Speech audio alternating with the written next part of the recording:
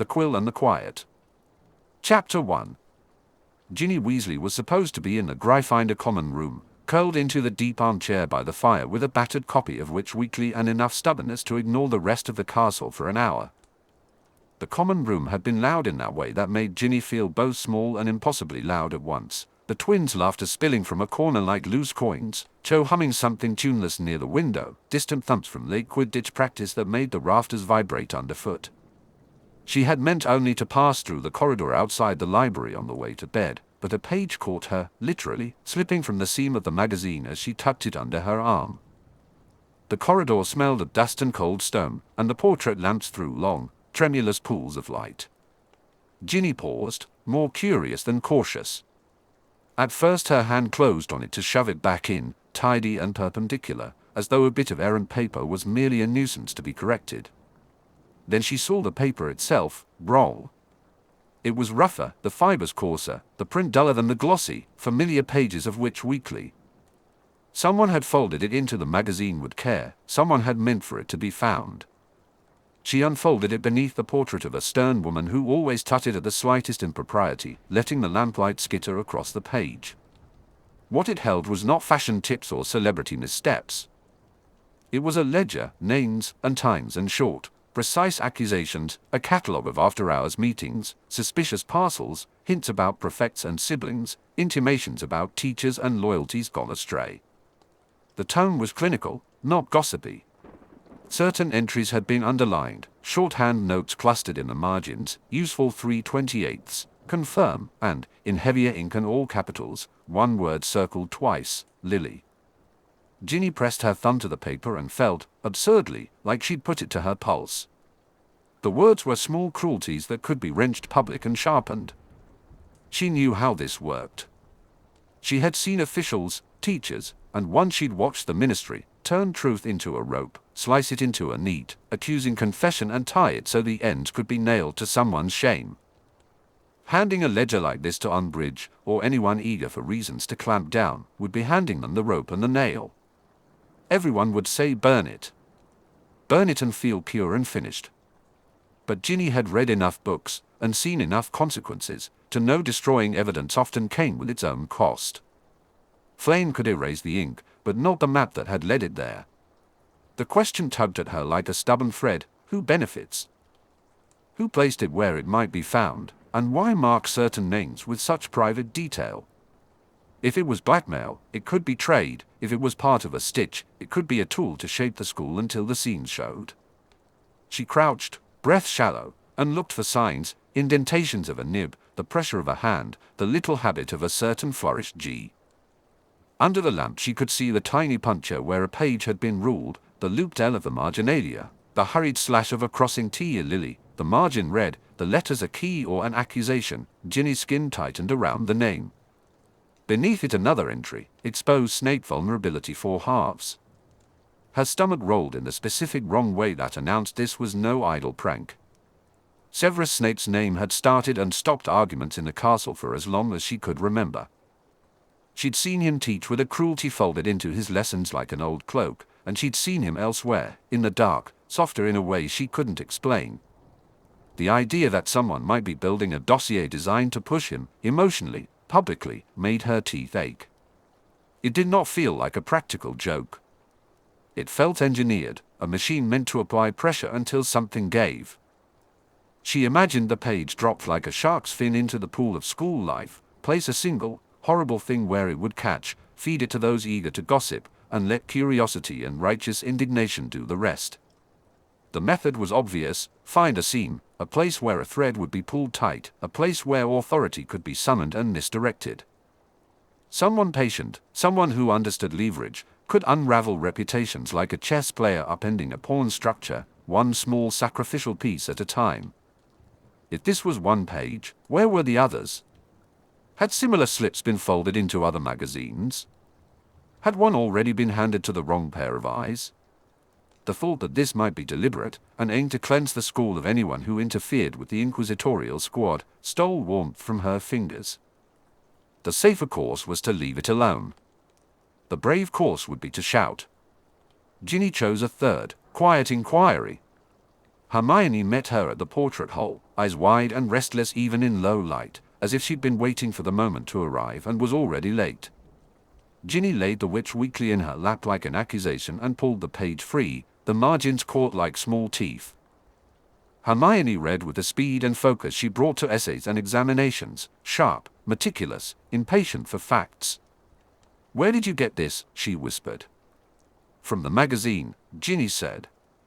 It was the simplest truth. It slipped out. Hermione smoothed the paper as if she could iron out culpability. She read quickly, flipping and checking names, pausing at the circled Lily, tapping the margin as if testing for hidden ink. Her face changed from curiosity to alarm with the same silent efficiency she used when an experiment went wrong. "This isn't gossip," Hermione said. "Look at the notes, confirm. Useful. The hand's consistent. We can't tell Umbridge. She'll use it to justify more controls. And if it's blackmail, handing it over proves their method works." Relief loosened something in Ginny, a private gratitude for having Hermione's particular kind of cold, itching intelligence beside her. Hermione made plans from facts. She was the person to go to when a map looked like a trap. "So we don't destroy it," Ginny said. "We don't hand it over. We keep it and find who benefits." Hermione's mouth set in a line. "We need to be careful. Portraits are already reporting undesirable behavior to the office. If this is compiled inside the school, the compilers have access to information, and possibly students' private letters. Or both." They spoke in short, conspiratorial sentences, their plans forming like a map between them. Cross-reference handwriting. Check who had access to official paper. Watch students who might profit from scandal. Hermione would analyze slant and loop and trace watermarks. She would, with the patience of someone who reads rulebooks for pleasure, examine paper stocks. Ginny would watch and listen, move sideways instead of into the light where authority could seize them. They imagined how someone might finger a name, plant a seed, and wait as others hurried to dig up whatever evidence they thought they could find. Ginny tucked the page into her pocket and returned to the common room.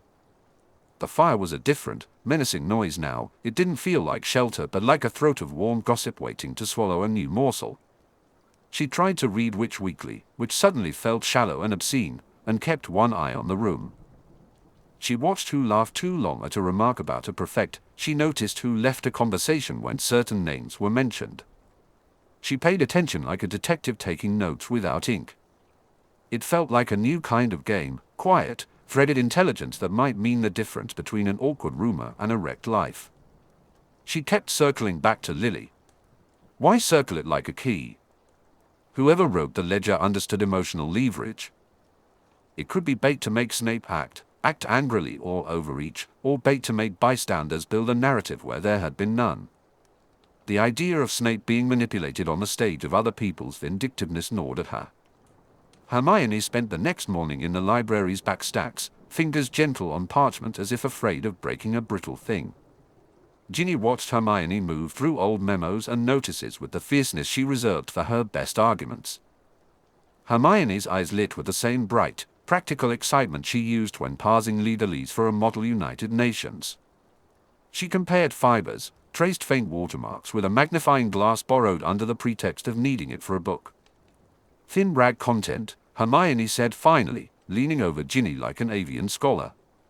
"But look, there's a watermark that matches stationery used in administrative memos.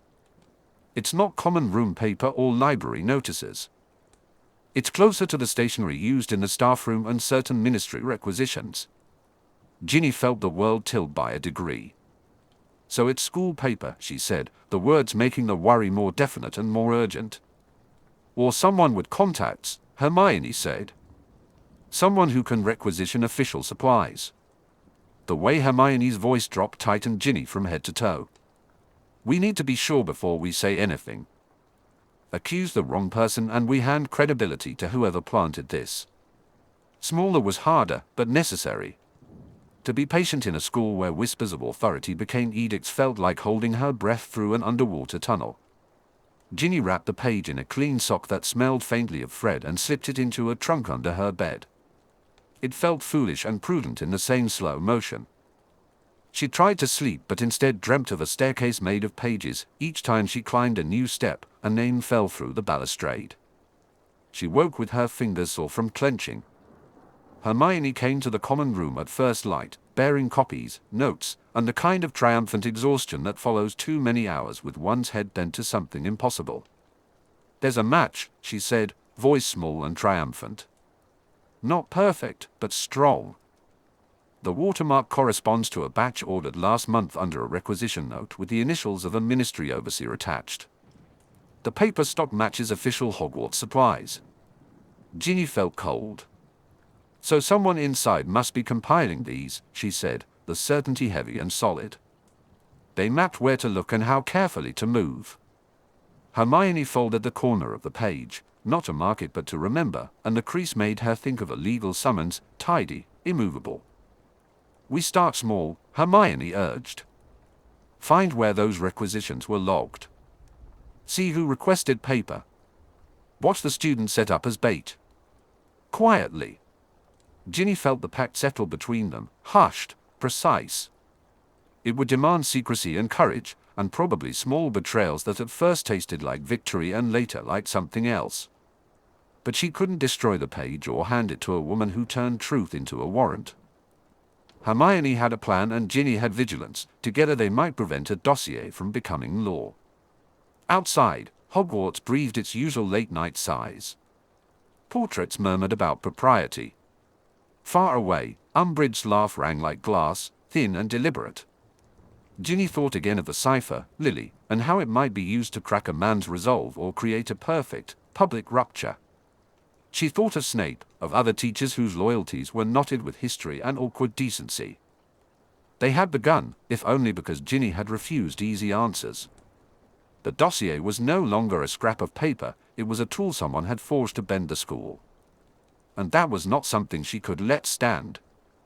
Ginny knew Hermione suspected the paper stock was from official Hogwarts supplies. Someone inside must be compiling these. Chapter 2. Severus Snape, Potions Classroom and Staff Corridor, Morning. The paper in his pigeonhole folded itself into the silence of the early hour and the smell of polished pewter. It did not so much announce its arrival as sit there, deliberate and confident, waiting to be noticed.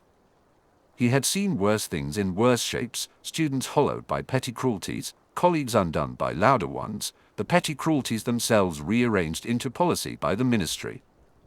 This note suggested a different speed and a different cruelty, cold, administrative, a trap that wore stationery and numbers like armor. He slit the flap with the tip of a letter opener, performing the domestic gesture as if to keep the moment mundane. Inside was a single page, a memorandum typed and then hurriedly annotated. The paper bore the pale emboss of official printing, a ministry crest at the top, a crisp serif, a weighty stock chosen for record, not beauty. Someone had folded it twice and tucked it into a scrap of which weekly, the yellowed comic margin still showed a cartoon fox. In the margin, a sinewy hand had scrawled confirm, and beneath it useful 3/28, March 28th. On the page, the name Lily had been circled, as though someone had found a bruise and pressed another finger to see if it still hurt. The memorandum accused him of meeting with an organized group opposing ministry oversight, of supplying materials and information for a campaign of harassment against officials. The wording was careful, alleged connections, documented meetings, memos signed in his name. It was a political act he had not committed, and yet the paper had been shaped to pin him where he would bleed most publicly, his name on ministry paper, his handwriting suggested by forgery, an emotional cue dangling for anyone who knew enough to pluck at it. For a moment he allowed himself a small, private fury. The circled name, Lily, was not a casual taunt. Whoever had written it knew the wound it would open. The cipher and the cry were personal leverage. The rest of the memorandum smelled like a plan for spectacle. There were choices. He might march with the document to Umbridge's pink tape and demand the absurdity be named. Pride wanted that theatre of indignation. But he had watched the inquisitorial appetite before. It was not sated by fact but by scandal, by the performance of sanction. To hand them evidence would only supply the spectacle they craved. Secrecy, which felt like cowardice, revealed itself as strategy. He folded the page back exactly as found, noted the creases with his usual surgical thoroughness, and put it in his inside pocket rather than under the flap of his pigeonhole. He would preserve it, he would not parade it. First, evidence. Evidence could be analyzed, compared, traced, disproved. The memorandum had a type, an ink, a paper, points it had to live through if it meant to stand. He went to the laboratory with the paper folded in his palm. The potions room smelled of scorched sugar, copper, and the faint rot of old leaves, comforting in a way only sanctuaries can be. Daylight through high panes fell precise as a scalpel. He set the page under the green-shaded lamp and spread it with the deliberateness he used to weigh aconite. He uncorked a small glass vial from a drawer. The label, in fine script, read solvent for ink, Prof. Snape.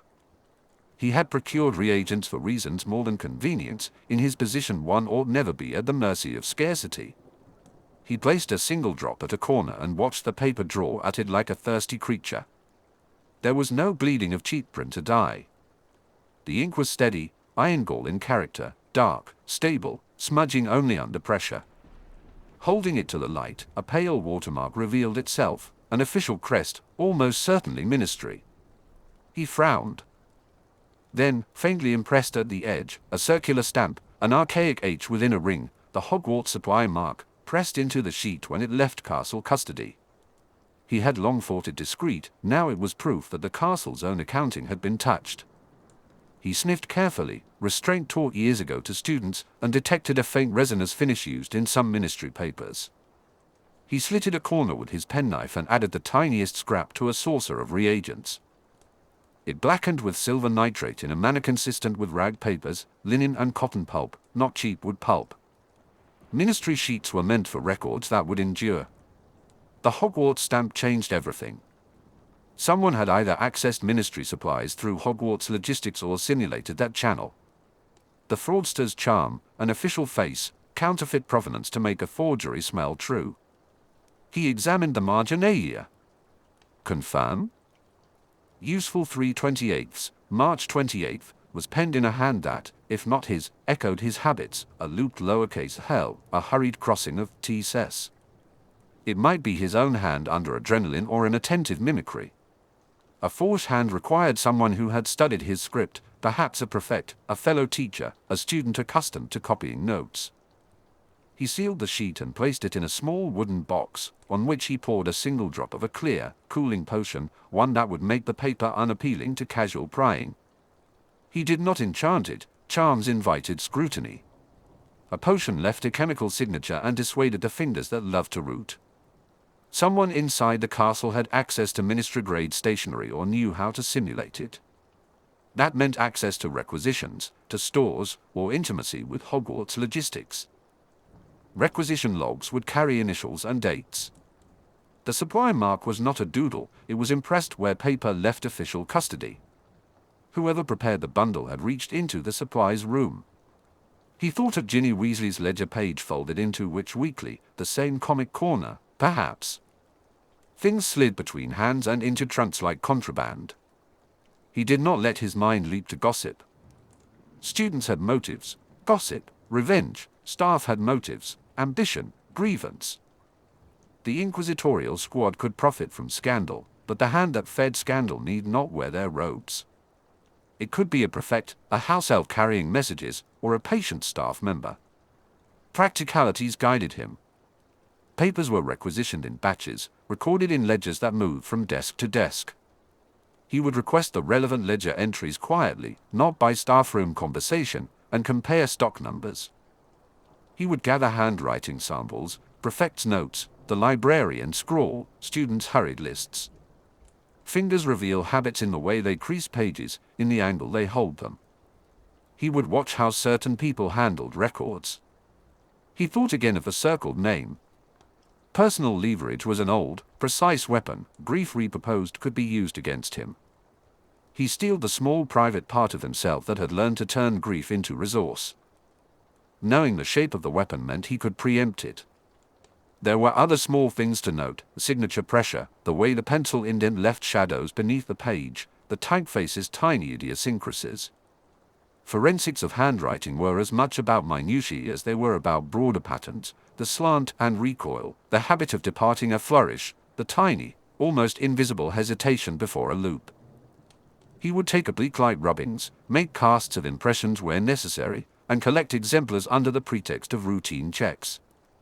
He had been a teacher long enough to know how to mask an inquiry as administrative duty. Oblique light rubbings required patience. He imagined the slow, exacting motions, a sheet laid over the memorandum, a soft pencil drawn at such an angle that each indentation threw a proper shadow, the faint embossing of a seal exaggerated into legible contours. Casts of impressions, gelatinous lifts or thin putty, would preserve indentations that could be compared against later documents. He ticked these techniques off mentally as if setting beakers in a rack. There were also chemical traces to consider. The resinous varnish he had detected could be matched to known ministry stocks, the solvent used to affix the sheet into the which weekly could be identified by its residue. A determined forger left a trail of materials as surely as a brewer leaves a scent. He would need exemplars, and gathering them required care. Prefect signed notes, staff initialed requisitions, students left scrawls on lists and detentions. He could requisition anonymous copies of previous supply slips as a routine audit, a phrase so dull it would raise little curiosity. He could request a fresh pad of ministry forms for inspection on the pretext of inventory. He made notes of how to phrase each request: clinical, bureaucratic, designed to be swallowed. He closed the box and tucked it into the uppermost back of his wardrobe, where only he and a few trusted portraits might notice. It was not impossible to discover, but public exposure would hand the forgers exactly what they wanted. A private investigation required patience and careful pulling of threads. He arranged the inquiries in his head and on a small slip of paper, request the requisition provider's name, send owl post for the latest ledger entries matching the stock number, collect handwriting samples, observe who handled the ledgers and supplies. For now he must act alone. Involving Hermione or others risked the exposure that would gratify sensationalists. Still, he kept Hermione in mind. Her schematics mind could link numerals to signatures, should he choose to share later. There was another implication: choosing durable paper and iron gall ink suggested a dossier, not a one-off. The compiler imagined the day when a bundle would be unfolded under lights. The ink had teeth, the paper had endurance. Someone inside the castle was organizing, not improvising. He felt a kind of pity for the memorandum's creator, if creator was the word. Malice required craft here. It had cunning, not the elegance of potion but a utilitarian logic. Circled name, dated marginalia, supply mark. He could not tell whether his pity was for their hope or their outcome. By the first bell, he had the next steps arranged like weights on a balance. He would not hand the page to Umbridge. He would not burn it. He would trace the paper to its point of distribution. He would begin at the stores, not the headmistress's office. He would compile handwriting samples with the same ruthless care he applied to scales. He paused at the threshold of the classrooms, watching students gather like restless reagents. Their conversations rose and fell, gossip about Quidditch, dull questions about homework, the occasional daring joke at an authority's expense. Their voices were a scatter of sound that might conceal as easily as reveal, a misplaced phrase, a too specific detail, a borrowed stationery pad. None of it carried the careful cruelty of an officially sanctioned memorandum. The children could be sharp, but they were not the ones who knew how to make paper pass for evidence. He slipped between students clustered in the corridors and went toward the seldom-used door to the supplies room. The hinges complained softly. Inside, boxes, ledgers, and the faint smell of glue awaited. If the memo truly came from ministry stationery then stamped with Hogwarts mark, the leak was folded into the morning rounds here. Someone within the castle was compiling files, and I would have to watch both students and staff. Chapter 3. Ginny Weasley crouched in the restricted stacks, the evening threading through gaps between books like a chill. The hush at that hour felt close and watchful. Even the dust seemed to be keeping secrets. She pressed her shoulder to the bookcase, palms on the wood, trying to still the traitorous drum of her heart. Umbridge's patrols turned ordinary castle rules into a map of danger. Filch's booted steps sounded sharper than they had in her first year, scrutinizing, suspicious, always with Mrs. Norris padding behind. The inquisitorial squad prowled in pairs, grinning like boys who had been given knives and not told their weight. To go into the restricted at dusk was not merely reckless, it was inviting trouble. Hermione's face was a pale moon in a slash of lantern light when Ginny turned. Luna stood at Hermione's elbow, hair a pale halo, calm in a way that quieted Ginny. Hermione held books, a roll of blank parchment in her satchel, and a resolve that felt almost tactile. "We can wait," Hermione said softly, the corner of her mouth taut. "Filch will double-check tonight." "If we..." "No." Ginny cut her off. Speed, not courage, had become the requirement. Last week she'd found a folded scrap, which Weasley's Fox cartoon peeking out, and inside was a page that had turned her stomach. It named people. It had circled Lily.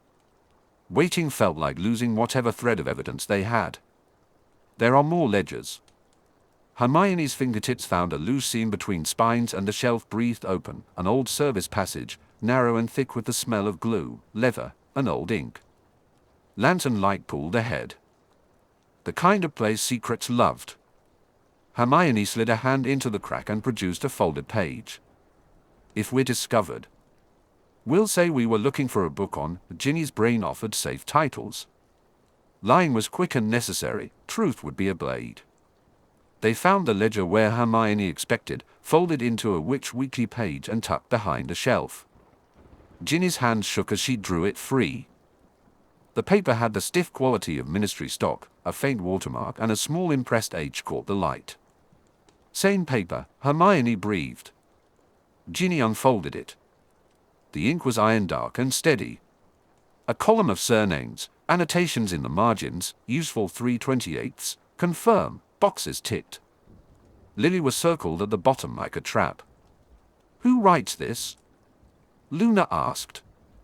"Someone inside," Hermione said. "Someone who can get hold of Hogwarts stationery, or who knows how requisitions work. And someone making notes about dates." Ginny flattened a marginal note and felt a faint indent where the nib had pressed through. Hermione produced a hand lens. "Look at the LS," she said. "They curl too much. Hurry T crosses." She didn't commit it to Snape yet. Mimicry and forgery were possible, but the paper was official, and that mattered. The name sent a cold ripple through Ginny, kids she'd seen in the library, a Hufflepuff prefect who loved herbology, others with parents at the ministry. The ledger read like inventory, tools to be used, rather than accusations. Luna's quiet voice asked, "Why list pupils?" "For leverage," Hermione said simply. "Blackmail needs precision. If you can apply pressure with names and somehow display evidence, real or forged, you can make the school afraid." Ginny thought of how secrets could be sharpened into instruments. Umbridge smiled, the inquisitorial squad ready to wield shame. And she thought of Lily, how someone had turned that private grief into a political key. Hermione flipped the page. In the margin was a cramped cluster of letters and a penciled grid. "Cipher," she said. "A simple transposition, maybe. The layout suggests a key." "If Lily's the key," Ginny's voice went thin. "Then it's deliberate." Hermione traced the grid, pencil working. "Set a word, shift letters." If Lily is the key, whoever wrote it intended someone to read it that way. Ginny wanted to ask why Lily, why turn an old wound into a tool, but the passage swallowed her voice. "We need to get this to the common room," Ginny said. "Hide it. Study it. If Hermione's right." "Ministry stock smuggled out of Hogwarts supplies," Hermione finished. "I can run chemical tests, do rubbings, impression casts. But not here."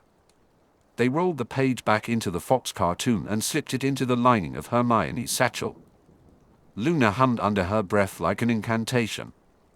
There was an art to moving with weight. Ginny had learned it from Fred and midnight Quidditch runs.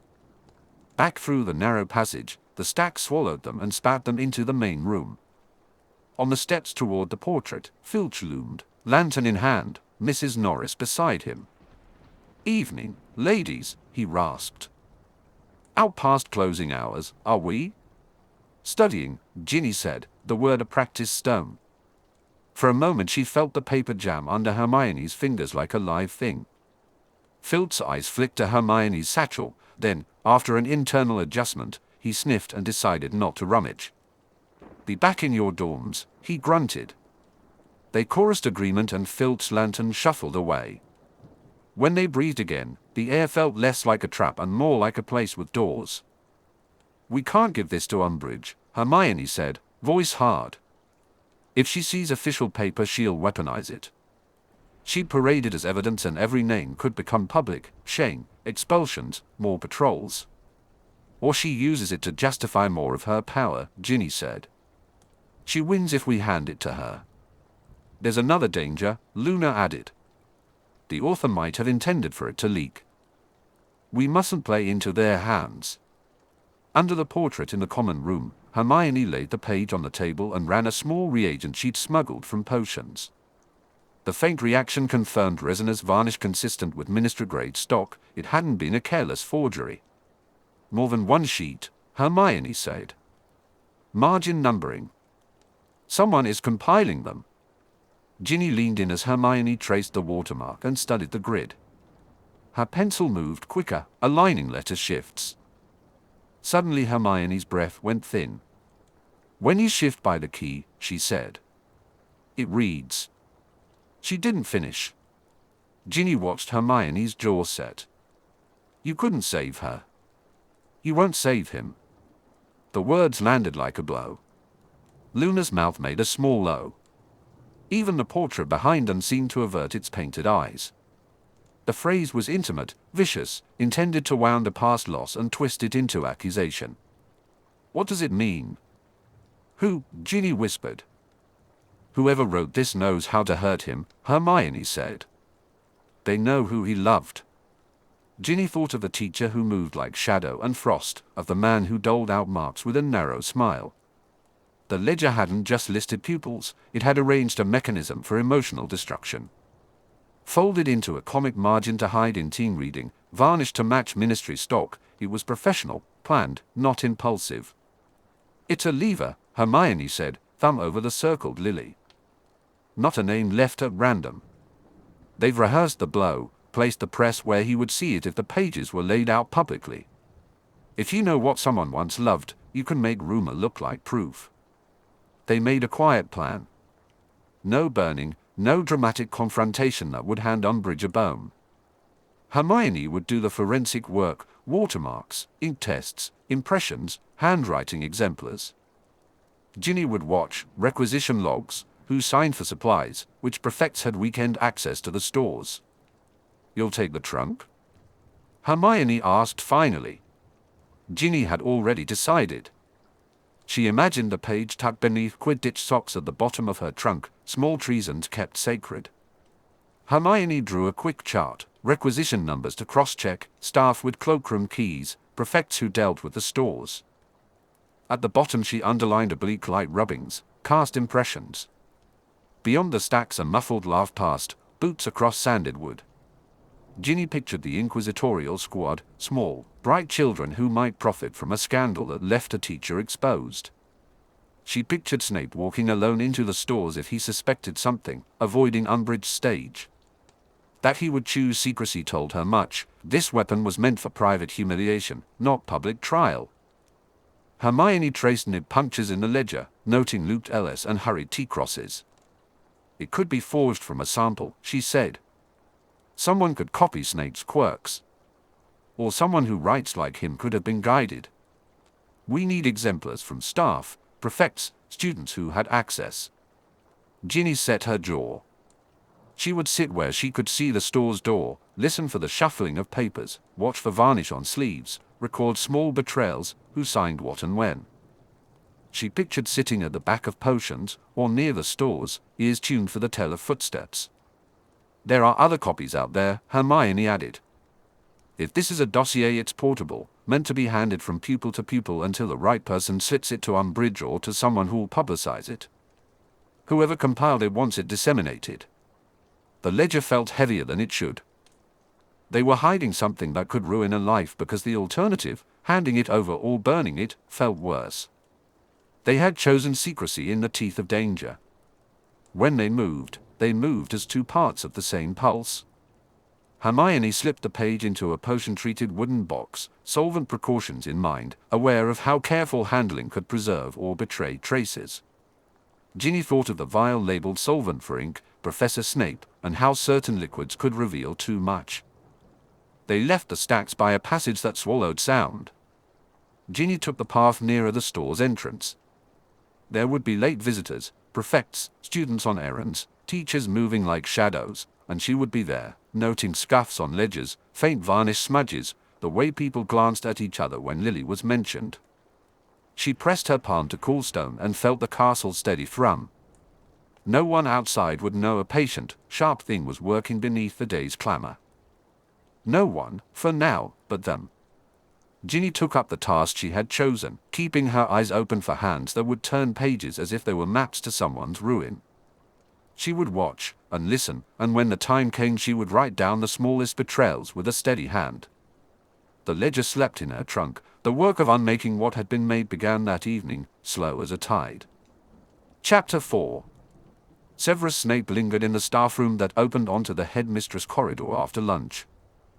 The hour smelled of spent soup and damp wool. More precisely, it smelled of caution, pressed into skirts, folded into polite silences, and the thin, calculating laugh Umbridge favored when she caught an eye left unguarded.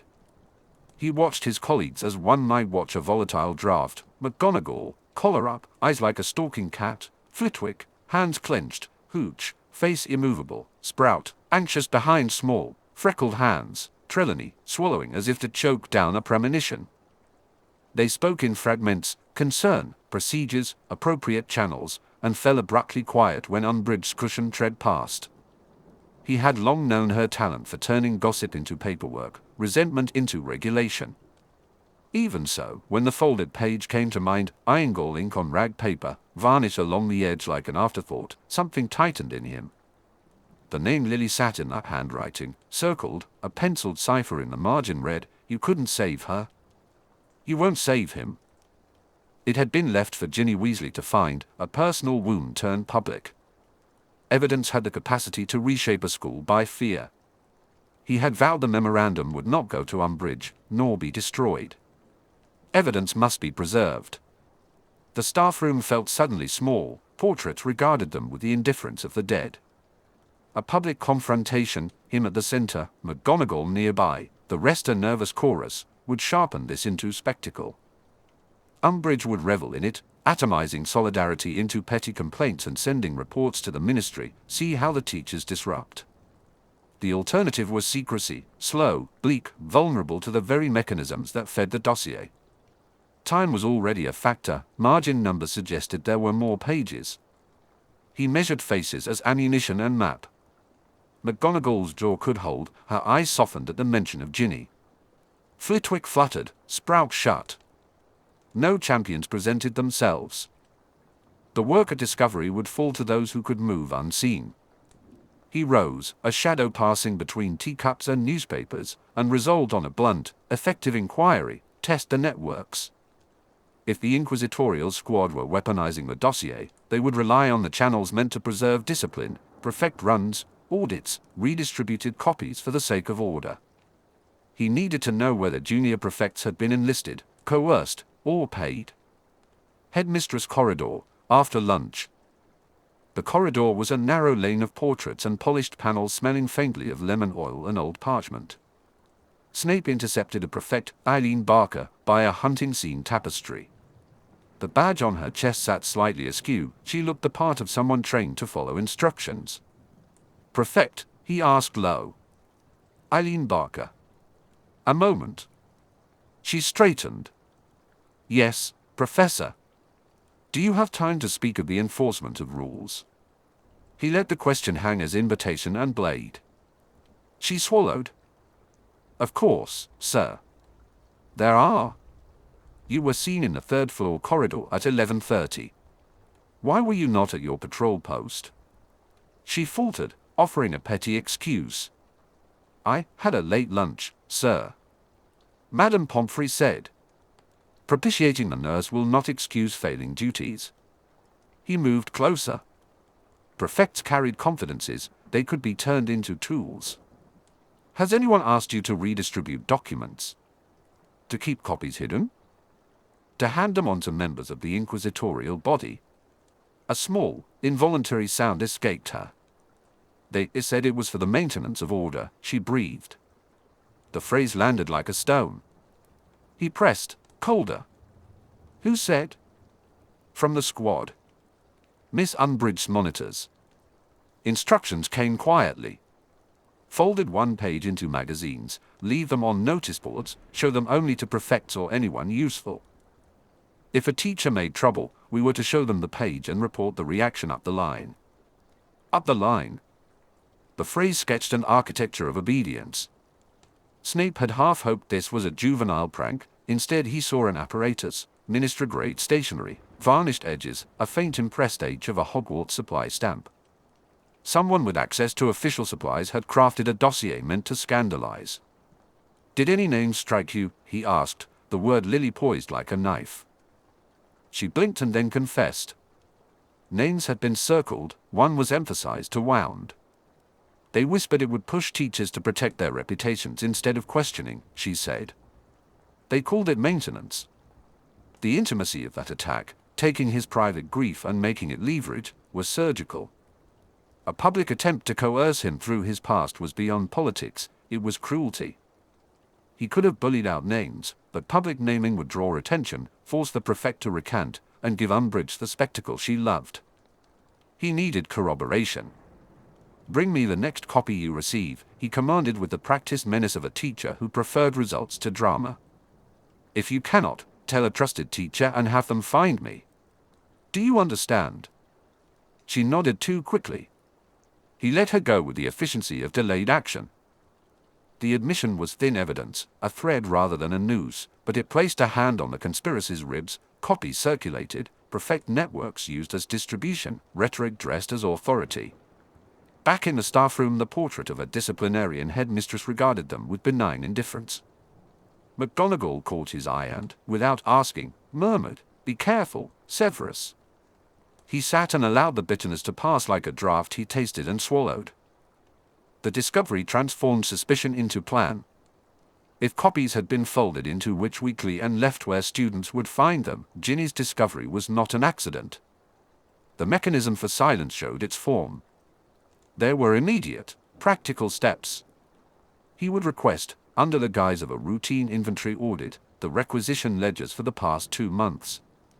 He would seek handwriting exemplars from staff, pretexts of verifying signatures for stock orders.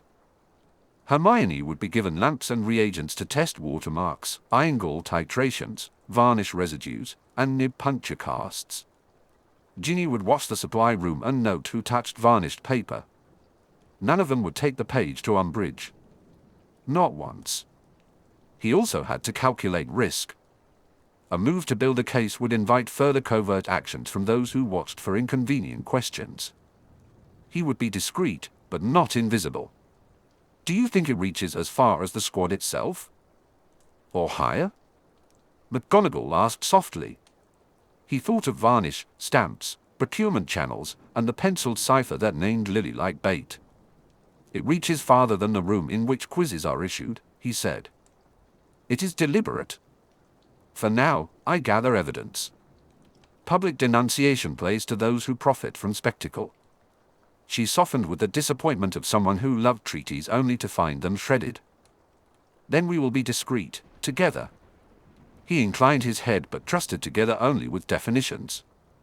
For now, the work would be his. He knew the taste of sacrifice, it often accompanied choices made in the dark. He thought of the wooden box under his wardrobe and the vial labeled in neat script solvent for ink, Professor Snape. Hermione, Ginny, and he had agreed to the same dangerous economy. Hold proof, do not hand it to Umbridge, find the network. A probe had yielded more than he imagined, a distributed list, a scheme using prefect shadows, a rhetoric that dressed coercion as administration. Severus Snape, staff room. I walked the short distance back with my hands folded inside my sleeves because even then temperature felt less dangerous than other people's curiosity. Portraits murmured in their oily gossip, the pale gargoyle at the headmistress's door flicked stone eyelids like a person trying to look surprised.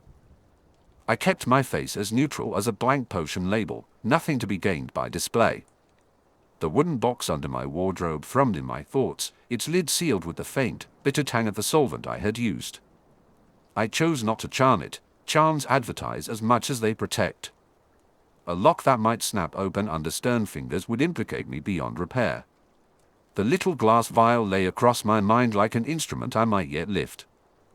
Hermione needed access to reagents. Ginny needed to be watched. Evidence is only useful when you control how it is used. The staff room conversation folded around domesticities, teacups, scarves, and misplaced essay. McGonagall's brief scrutiny suggested both concern and calculation.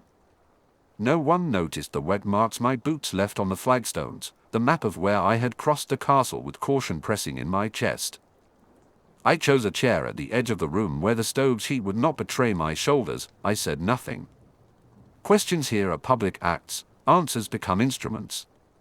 Tomorrow I would draft a formal request to the store's ledger keeper, citing a routine inventory discrepancy in the potion stores. An audit, common sense on paper that would not arouse Umbridge.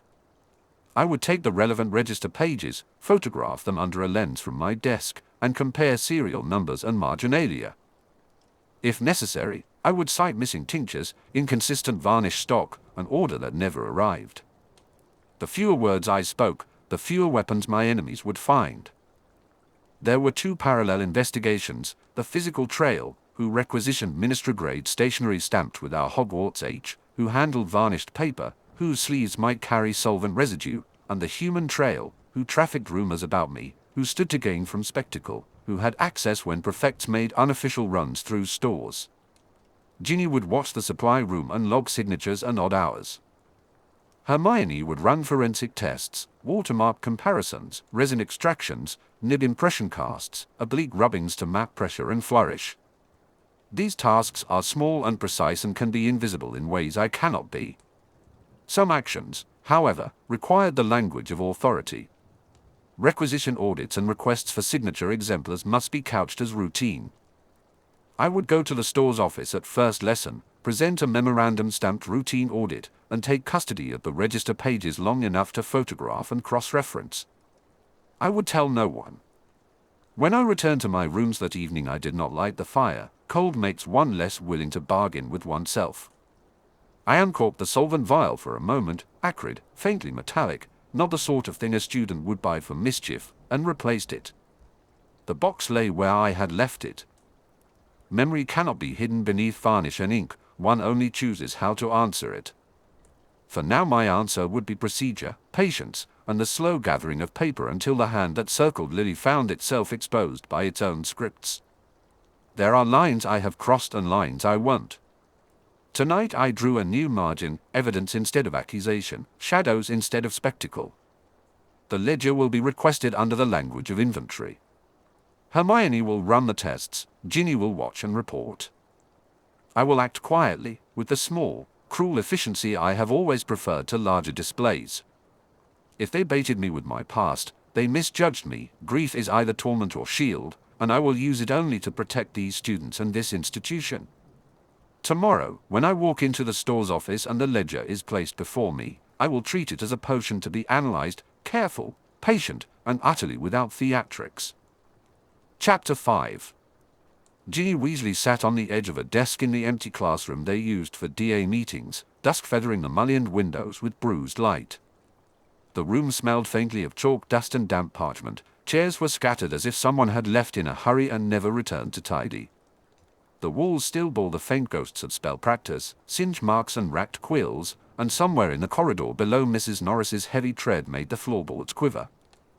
She kept her eyes on the parcel wrapped in potion dark ribbon on her lap, the ledger page folded inside like a hot coal. They came in ones and twos. Hermione arrived first, her bag of instruments clinking, a small, familiar constellation of glass vials and measuring spoons that always made Ginny trust the world a little more. Neville followed, hands worrying at a spare spool of twine, eyes red-rimmed as if he had been practicing courage and had scraped it raw. Luna drifted in carrying that thin, patient calm, as if nothing in the world could unbalance her faith in Artemis. Harry hovered at the doorway a moment, then crossed and sat with a lean readiness Ginny recognized, determination softened by the nervous bulb of anger behind his eyes. He did not look at the parcel, he did not need to. He had heard what was on it. "We're agreed," Hermione said, setting a blotter down. Her voice had the precise tilt it took when she was both pleading and commanding. "We do not give this to Umbridge. We do not burn it. We preserve and analyze it, and we spread custody so one pair of hands cannot make it disappear. Or twist it into something worse," Neville added. He glanced at Ginny as if weighing blame, as if gauging what would happen if the ledger was found in her trunk. Ginny felt her throat tighten. She had lied to Filch, she had smuggled the page into her trunk, she had promised Snape she would not hand anything to Umbridge. Secrecy had become a small, slippery ethics. Destroying it because it's dangerous is the same as letting a blackmailer set the terms, Hermione went on. We will be safer if we understand the mechanism, how the paper was produced, who had access to minister-grade stationery, who varnished the edges, who stamped the H to dot. And who benefits, Luna said softly. Silence becomes shackles when only one person knows. Ginny listened. The old coil of anger, hot and immediate at the person who had written the ledger, settled into something like steel. The ledger burned in her palm now because of what it meant, a map of leverage, a cipher aimed like a vendetta at Severus Snape. The penciled cruelty, "You couldn't save her. You won't save him," was designed to fracture his calm, to tug at private failures and arrange them into public humiliation. Every loop of ink was a threat, every varnished edge a shudder of intent. "Some of us think we should destroy it," Dean said finally. He'd been unusually quiet, jaw working. "If all this does is make people targets, maybe it's better if no one knows." Hermione's hands folded over one another. "Thought is not action," she said. "If we destroy evidence out of fear, we give the blackmailer the win. We duplicate and document. If we have multiple faithful copies, forensic traces will show if anyone tries to claim forgery." "How do we protect the students named?" Neville asked. "People will be targeted in corridors, classrooms." "We coordinate," Ginny said. The plan she'd been shaping for days came into words, crisp now that it had a voice. "Small nets. If someone's on a list, we log their movements, who they were with, what they were doing. Get trusted teachers to corroborate where possible. Snape will do a routine audit of requisition logs to avoid suspicion. Hermione will handle the lab work. I'll watch supply rooms and who signs slips. We make copies and place them with people who have something to lose if the ledger is misused, heads of houses, cautious prefects, DA members we trust." "Copies, corroboration," Hermione said. "If the dossier is a chain, we undo the chain by creating knots, people who hold identical evidence and can testify. Chemical transcription, impression casts of nib punctures, varnish residue analysis, transillumination for watermarks. The margination numbers imply a series, we can trace requisition batches." Ginny's fingers tightened on the parcel. Snape had asked for discretion, he would request ledgers under the guise of routine. He would not announce his intent. Ginny owed him more than gratitude, she owed him a strategy that didn't throw him to the wolves. She imagined, too sharply, the lean profile behind the professor's dark hair, the slight twitch of his lip when he had said, "Be careful, Weasley." It had been both order and alarm, and that memory sat in her like a second heartbeat. "We'll need alibis," Luna noted. "People wield shame because they believe the victim is alone. They set to work with a kind of rigid, careful energy." Hermione produced long sheets of buttersoft parchment and brass-tipped quills, muttered the names of inks that would hold under enchantment. Ginny unwrapped the parcel and revealed the ledger page, edges varnished, the faint impressed H visible when Hermione held it to the light.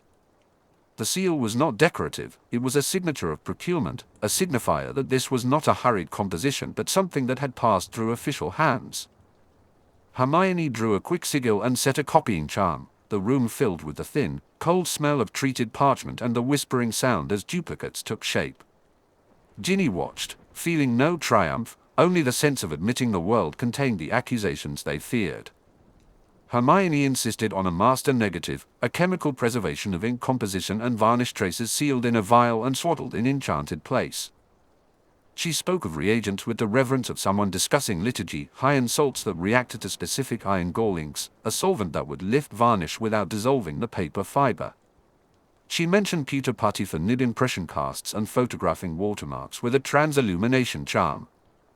They made multiple copies, each intended to carry the same varnish residue, the same pen pressure traces, the same quirks that would betray a forgery. They wet the copies faintly in the exact pattern Hermione described so that any microscopic difference in aging would be uniform, then charmed them to resist the most obvious forms of tampering. They cross-checked names and scheduled alibis, moving a potential target into the company of witnesses at likely times, asking certain teachers to call detentions at particular hours, arranging prefects to be seen in places that served as proof of presence elsewhere. The lies they planned were small, useful untruths so that to truth, people placed where witnesses could vouch for them, records written that matched the stories. Ginny felt the strange, antique logic of it. They would outmimic the ledger's manipulator by fabricating certainties so tight they could not be plucked apart without leaving scars. Who will carry copies? Ginny asked. Not whole houses. Discreet holders. Hermione indicated a column in her notes, trusted sixth years, a couple of sympathetic prefects, other DA members. Enough so the ledger isn't centralized, but not so many that we can't control leakage. Like fastening points on a net, Luna said, smiling faintly. They argued for and against certain placements. Storing a copy in a faculty archive was tempting but risky if the wrong eyes pried. Ginny suggested the kitchens, house elves moved in and out unseen, held by bindings stronger than loyalty. The idea met a small, private approval from Hermione. Luna's lip curled in odd pleasure at the thought of elves as unlikely guardians. It felt right in a way their official tactics did not, people without political capital but with unassailable integrity. It would complicate nothing and might buy them time. They accepted the solution quietly, as one accepts the best of several imperfect options. When they were done, darkness had pooled in the windows and the classroom lights were tired. Ginny folded one of the copies and slid it under her sleeve. It felt like carrying a coiled thunderbolt. They smuggled the original back into her trunk, wrapped in potion-treated cloth Hermione insisted on, an odorless, sticky with that resisted detection by simple nosing charms.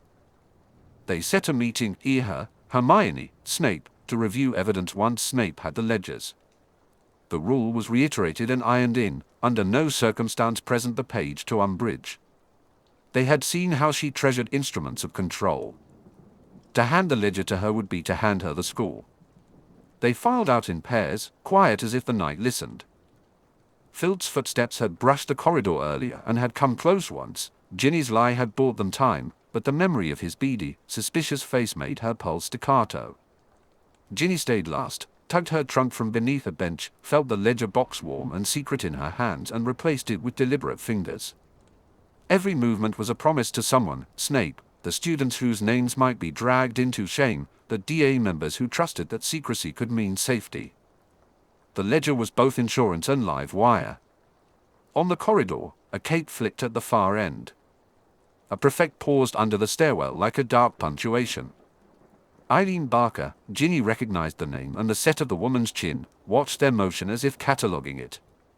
Eileen had that particular kind of observation that did not look like observation. She let things pass through her like beads on an abacus, and the beads were counted. Ginny's stomach dropped. Eileen had been a vector once, a name whispered as someone who might spread information. Knowing someone like Eileen watched made the ledger more dangerous. There was no flourish in her presence, only a steadying of breath, as though someone had placed a stone on the scale opposite them. Eileen didn't step forward. She didn't need to. She made a discreet note of how Ginny lingered at the wardrobe, how Hermione carried her satchel. Her presence shifted the balance. Ginny felt it like a hand at the back of her neck. "She's watching us," Luna murmured after they'd put some distance. "Either because she thinks you're dangerous or because she thinks you're useful."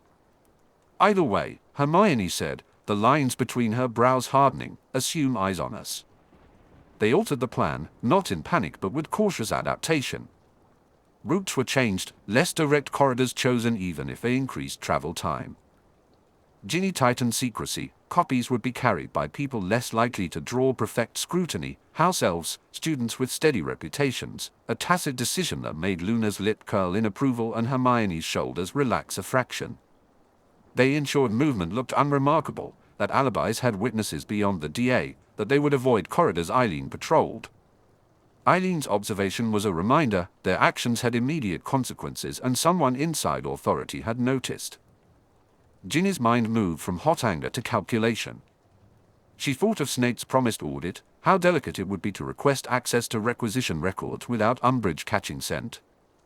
If the ledger's paper matched specific requisition numbers, if the varnish matched a known batch, if the margination numbers lined up with series orders, they would have something tangible to show, not rumor, not whisper, but a paper trail.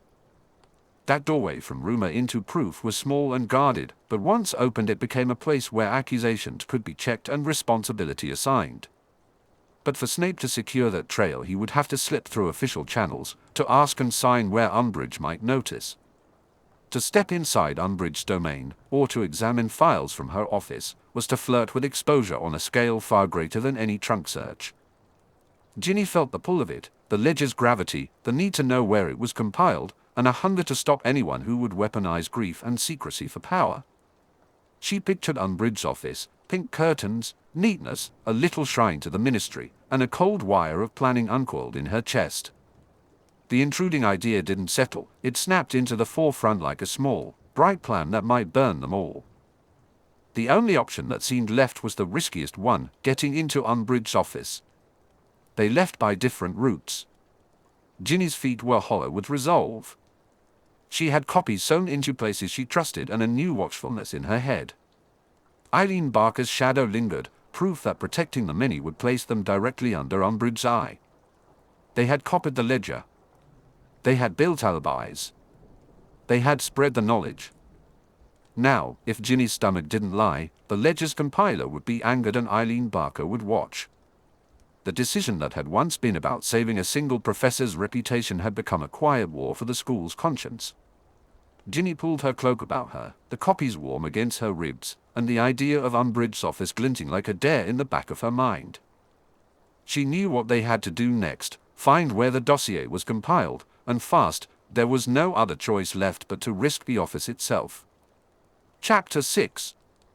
Severus Snape sat alone in the potions dungeon, a single lamp swinging above him, the stone smelling of soot and vinegar.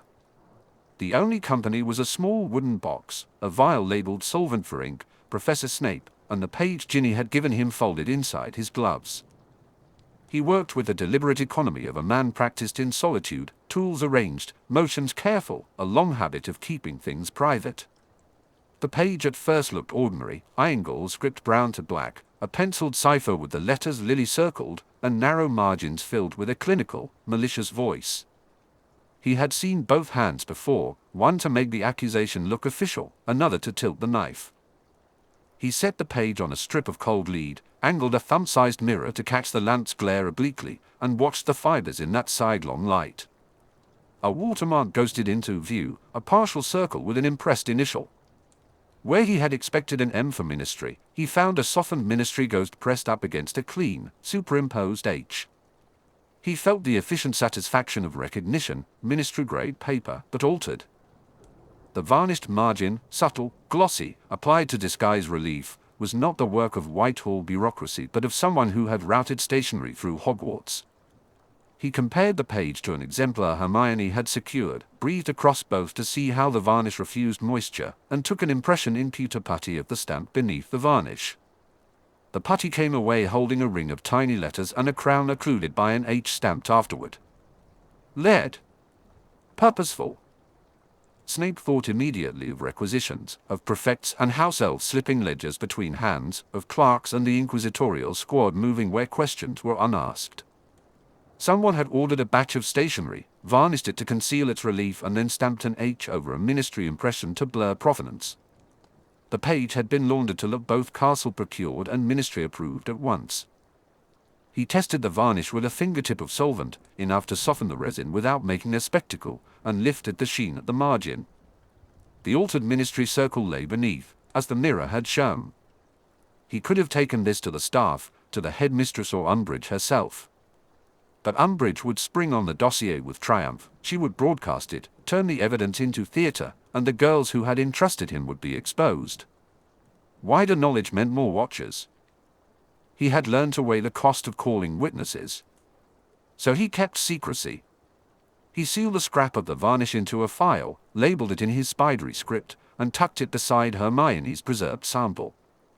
The putty impression, held to the light, revealed uneven features in the H, one crossbar too flat, a pressure mark that might have come from a ring or thumb. Someone with access to both Minister-style stationery and Hogwarts supplies had planned this laundering. That made the conspiracy internal and dangerous. He examined the ink next. Iron left telltale marks, the black that browned, the corrosion biting the fibers. Hermione's titrations had already suggested iron consistent with ministry records, and his own testing confirmed it. The ink could be mimicked by any scribe who knew what to do. The nib impression, however, a widened downstroke here, a hesitation in a loop there, spoke of a hand. Not a duplicating press, but a deliberate writer, someone who understood the effect certain words would have.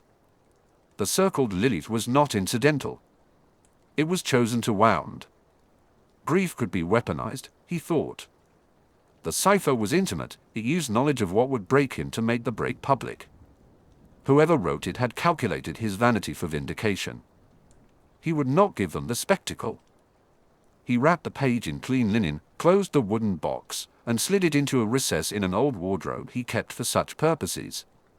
Custody, he thought, was moral geometry. Secrecy warped ethics until preservation felt like the only right course. Outside, the castle slept. Prefects glided their appointed rounds, house elves kept to kitchens and whispered roots. Eileen Barker watched Ginny at intervals, her small, patient eyes the kind of vigilance politics loved. The distribution network had used people who relished being useful. An audit of requisitions would be the cleanest cover, request the ledgers as if reconciling numbers and follow the paper trail through batch serials, varnish residues, and signatures. He could map movement from storeroom to prefects to inquisitors. But to demand the ledgers openly was to alert Umbridge, who would either claim the dossier as a trophy or weaponize his request. He needed the records but not Umbridge's attention. He prepared instead a quiet plan. First, evidence. Hermione would run chromatography in the old greenhouse, out of sight until daylight, to compare varnish profiles. Ginny's log of supply room traffic would be used to track who touched which sheets and when. Second, distribution. Copies were already circulating via prefect channels. If Eileen had seen Ginny, patterns had to shift. Alibis would be constructed of visible, credible dullness, Ginny seen where she ought to be, Hermione under laboratory pretext, sympathetic sixth year's place to explain access without exposing them. Third, custody. The original must remain under his control, duplicates could move. He had already made channeled copies, one of which rested in the house elf repository where inspections never thought to look. House elves, invisible in their servitude, made secure custodians. Fourth, motives. The penciled mark might be an inexperienced secretary's forwarding tag or a deliberate signature by someone who knew Snape's history. Suspects narrowed by means and motive, store staff, the kitchen, house elves, the inquisitorial squad. Each theory required different evidence, different risks to seize. He would let molecules and numbers do the work. He would prefer chromatographic plates and matched varnish residues to shouting. He rehearsed those lines of evidence to himself with the same exactitude he applied to potion recipes. Varnish profiles would be compared chemically to a sample ledger. Ink corrosion patterns could be traced to a particular batch of iron gall. The pewter impression might be matched to a stamp in Umbridge stores or an officer's seal. Even the peculiar flattening of the HS crossbar suggested a ring, a thumb, a particular person's prolonged pressure. If he could obtain the requisition copies and delivery manifests, he could place the stamp in space and time. But one obstacle remained obvious: Umbridge office. Records that could name stationery origins, requisition forms, delivery manifests, matching impressed stamps, were likely kept where she kept trophies.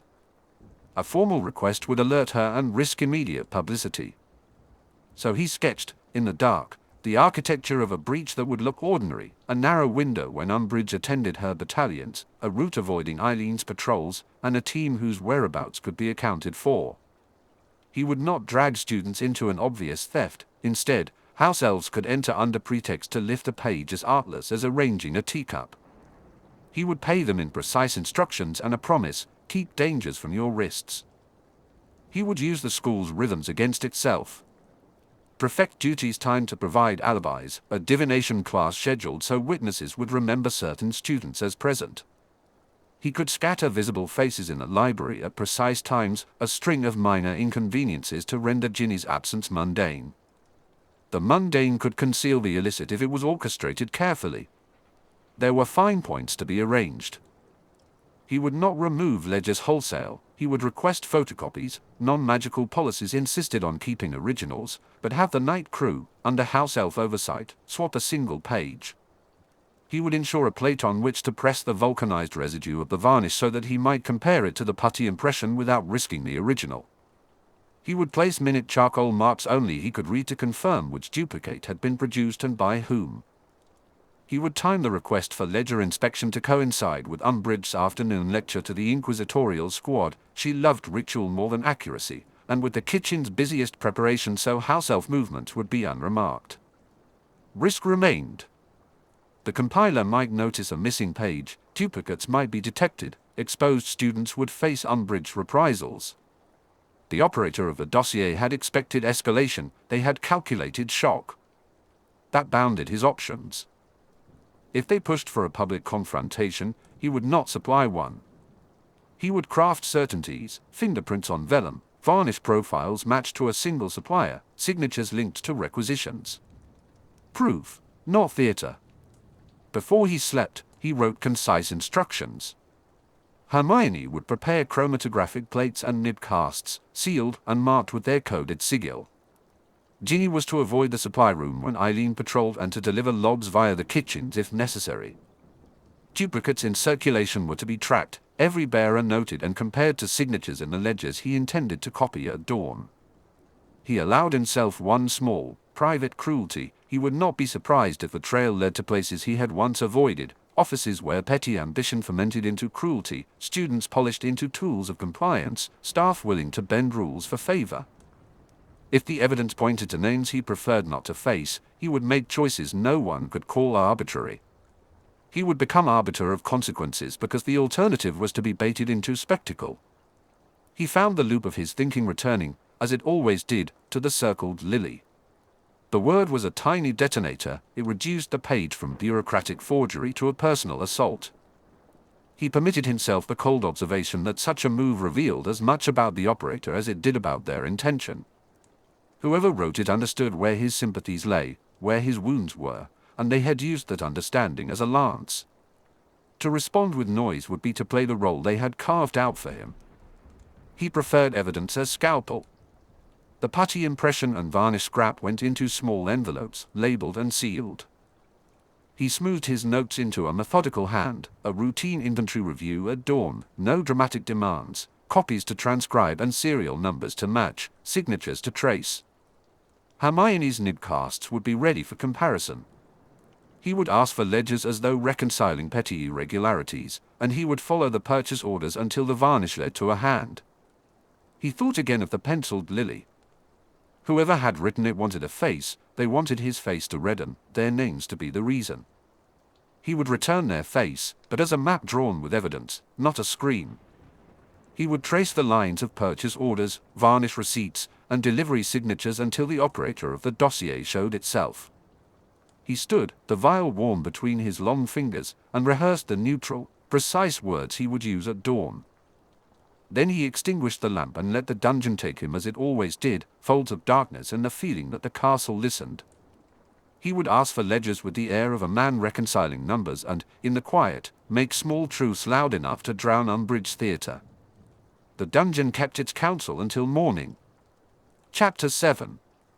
Ginny Weasley, Umbridge office, late night.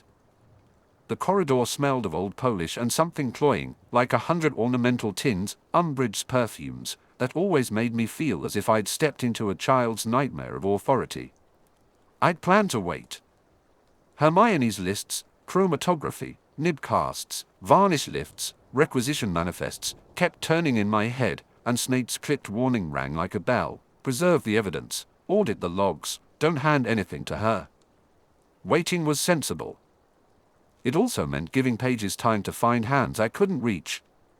So I was here instead, crouched beneath a tapestry, heart loud enough to shame the house elves. The door was worse than I'd imagined. 2 wards, a faint hum along the seam, enamel cat plates that seemed to track the corridor more efficiently than any patrol. A brass plaque announced Umbridge's name in curling script and a little bell with a ribbon that caught the moonlight like a shrine. It was ridiculous, and therefore dangerous. Eileen Barker was supposed to be on duty. I had seen her earlier by the portrait gallows. She watched with a blade of a look. The idea of her sharp eyes on my back tightened my shoulders as I crouched. My plan was stupid and simple: make a disturbance to pull patrols, slip in while the corridor thinned, find the ledger. Hermione had given me a strip of enchanted paper, that noisy chant to imitate a knocked-over cupboard. She'd taught me not to use it in rooms with portraits. I bent that rule deliberately.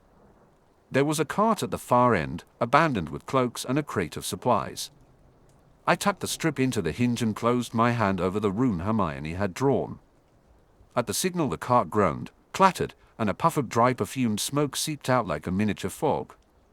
Footsteps, spells for light snatched into lanterns, crisp voices moving toward the noise. Eileen barked something.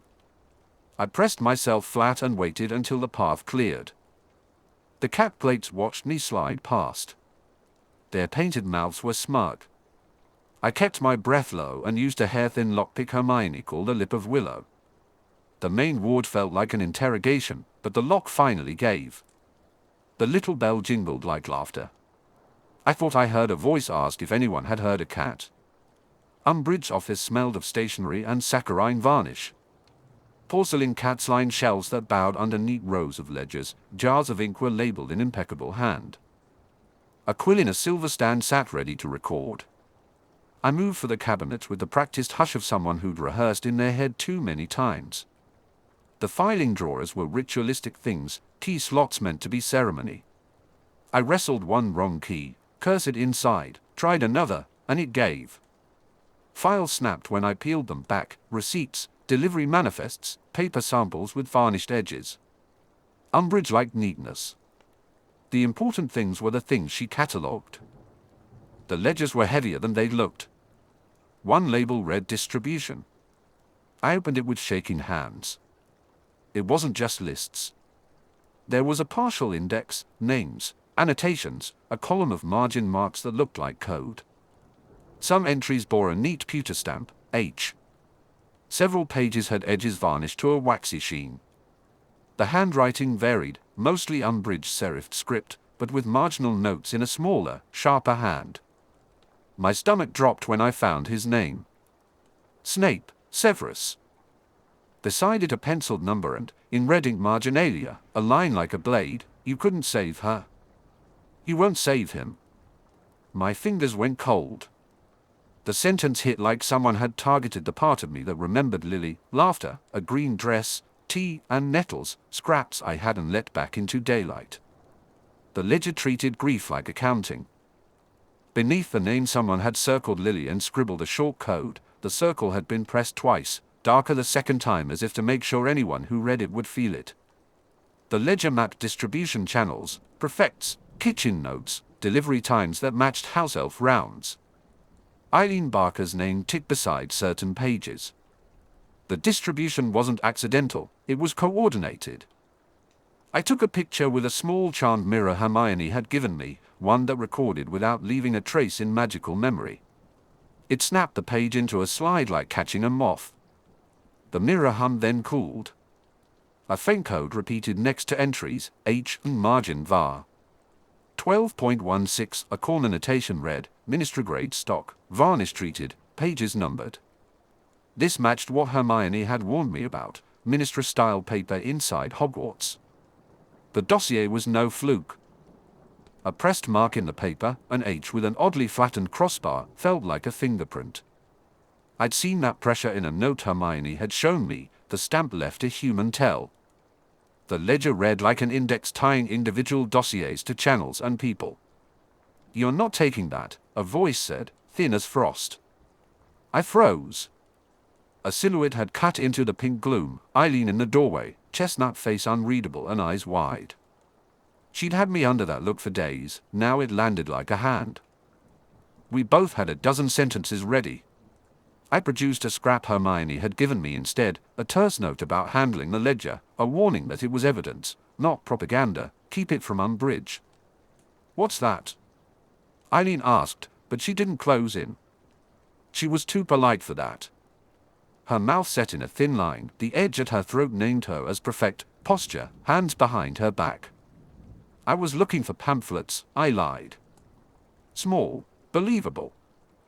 She read the ledger's title over my shoulder, a muscle moved. "You shouldn't be in here," she said, half statement, half accusation. If she'd been sent to catch me, she could have taken the book and walked away with the power that comes from possession. Instead she took a step back, as if the room repelled her, and then she was gone, her footsteps shrinking along the corridor. I waited until the door closed and the corridor settled. My hands shook.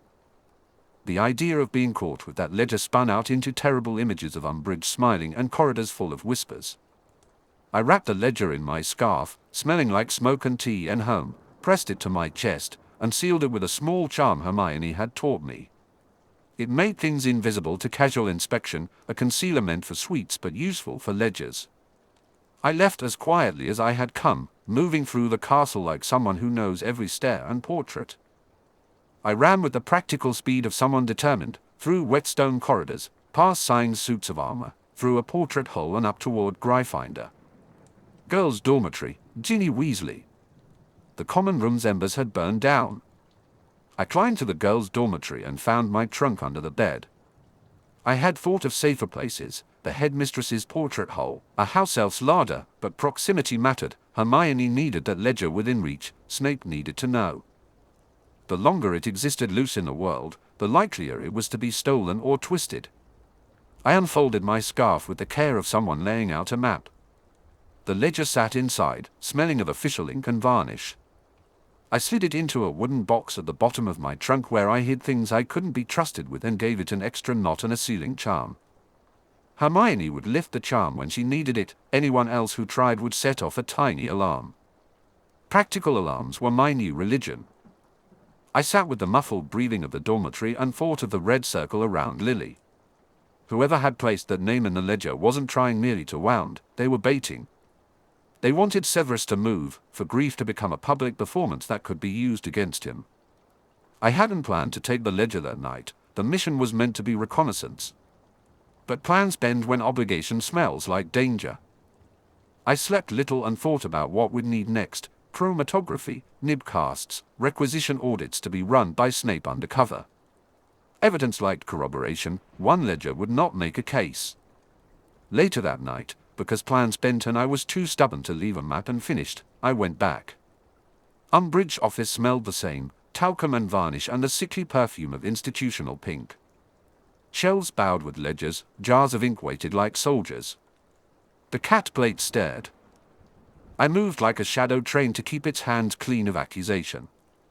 This time I worked with a precision that stopped my breath.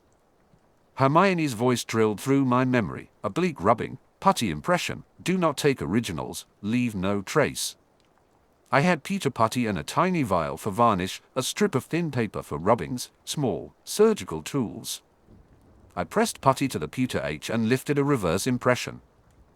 The H was the same as in the ledger, the flattened crossbar, the ridge of a pressed thumb. A scrap of varnish clung to a ledger edge where pages had been treated. I eased it free with my sleeve so as not to leave prints. It smelled resinous, like the ledger I'd carried. I sealed the sample in a charm Snape would approve of, preserve without altering, because Hermione would want it intact for chromatography.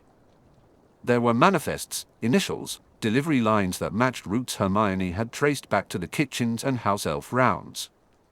A thin pinned note on the corkboard, half hidden behind a calendar, caught my eye, Lily, circled and darkened as if someone had gone back over it to make sure it would sing. Seeing that name attached to procurement logistics told me everything. The writer wanted Severus baited where witnesses could see him. I took a pencil, rubbing at the H next to the register, my hand steady even as adrenaline tried to sprint. The putty impression, the varnish scrap, the rubbing, each piece alone meant little. Together they could corroborate. Chemistry would match varnish samples, the putty would show the same pressure, signatures and delivery routes could be lined up. It felt surgical and like theft at once. A clerk's scrawl matched an abbreviation Hermione had traced to a kitchen delivery route. A prefect's TIG matched patrol times when dossiers had been distributed. The network narrowed: clerk, prefect, house elf, an engine pushing a particular humiliation. I slid everything, putty, varnish, rubbing, the ambiguous initial, into my scarf and then into my jacket. The scarf muffled the bulk and carried the scent of Hogwarts ink like a talisman. I smoothed the ledger back into place, aligned the shelf so no casual glance saw anything wrong, and closed the drawer. On my way out I listened to portraits grumble about propriety and answered with a practiced silence. Eileen's patrol had moved on a different beat tonight, her boots didn't pass mine. I left Umbridge's office with the putty impression warm in my pocket and the varnish scrap wrapped tight against my chest, feeling as if we'd taken more than objects, we'd taken a small piece of the map that showed who wanted Snape to break. There would be meetings in whispers, chromatography runs in the greenhouse, nibcasts under lamplight, audits run by Snape who would have to balance risk and recompense. For now I had the rubbing, the sample, the ledger circled where it should never be, and the certain, furious conviction that the person who had planted that name had imagined Severus flinching where others watched. We were moving from being bait to being hunters. Chapter 8. Severus Snape walked the private passages and a shadowed corridor outside the inquisitorial meeting, evening candles guttering with the smell of iron and old paper. He had laid the fragments on the narrow table beneath a strip of moonlight and examined them as a surgeon might, methodical, steady, though the ache beneath his ribs tightened when his eyes fell on a name. The page Ginny Weasley had delivered was small, its edges scuffed where varnish had been brushed on and dried, smudged once by an impatient thumb. Lily was circled twice, the rings heavy and deliberate, as if the circler had driven the point into the paper. The circle did not simply mark, it demanded. Hermione's notes rested beside the fragments in a hand far too neat for comfort. Her chromatography had identified the varnish as a pine-derived resin mixed with a conservation lacquer additive used in ministry shipments last autumn, soluble in turpentine, bearing a dye common to official sealing waxes. A putty impression, from Malfoy's old supply, had recorded an H with a flattened crossbar and an off-center pressure where a ring had tilted the stamp, leaving a crescent impression. Hermione had also made nib casts, because she always made nib casts. The penciled marginalia beside the ledger entry for Snape, Severus said, in a different hand, "You couldn't save her. You won't save him." A childish cruelty, a professional instruction. Snape read that line 3 times. The marginalia was not idle insult, it was harassment planned to produce error. Lily circled the prompt. The ledger relied on memory and the certainty that grief would precipitate a mistake that could be dressed as scandal. He could have stormed to Umbridge, denounced the board, made the dossier an object in her hands and watched what she did with it. He had rehearsed that outrage. But public accusation would hand the ledger to the people most eager to wield it, it would ensure distribution, not containment. So he would not shout. He would infiltrate. Infiltration demanded a mask he despised. Snape consented to the cruelty of playing the humiliated man because the calculation was clear: be present where the ledger would be read, learn who smiled at its margins, who fingered the varnished edge. Learn how they intended to stage the assembly. He practiced the posture as he walked, shoulders slightly bent, gaze averted, paring Slytherin hauteur into a man at his wit's end. Pride could be spent as coin for information. Outside the meeting the corridor smelled of hot metal and lemon varnish, Umbridge's perfumes leaking even into stone. Voices thin beyond the door. He could have eavesdropped, but presence itself had a use, he wanted to be seen and misread. A pair from the inquisitorial squad rounded the corner. One was a dull-faced boy with a cruelty that fed on eagerness, the other was Eileen Barker, a prefect whose name appeared on the ledger's distribution lists and who had watched Ginny with a look Snape judged mild and dangerous. He let them brush past and, with casual clumsiness, drop a letter bearing the varnished edge and the stamped Peter H. He did not stoop quickly, feigned irritation instead. When Eileen bent to pick it up, she saw the circled Lily at once. Her face tightened. "A Snape page," she said, more question than accusation. "Not yours to choose, Barker," the boy said, smirking as if he had found the hand behind a secret. Snape made a small, forced sound. "I ought to be grateful," he said, the suggestion of nothing more odious than gratitude in his tone.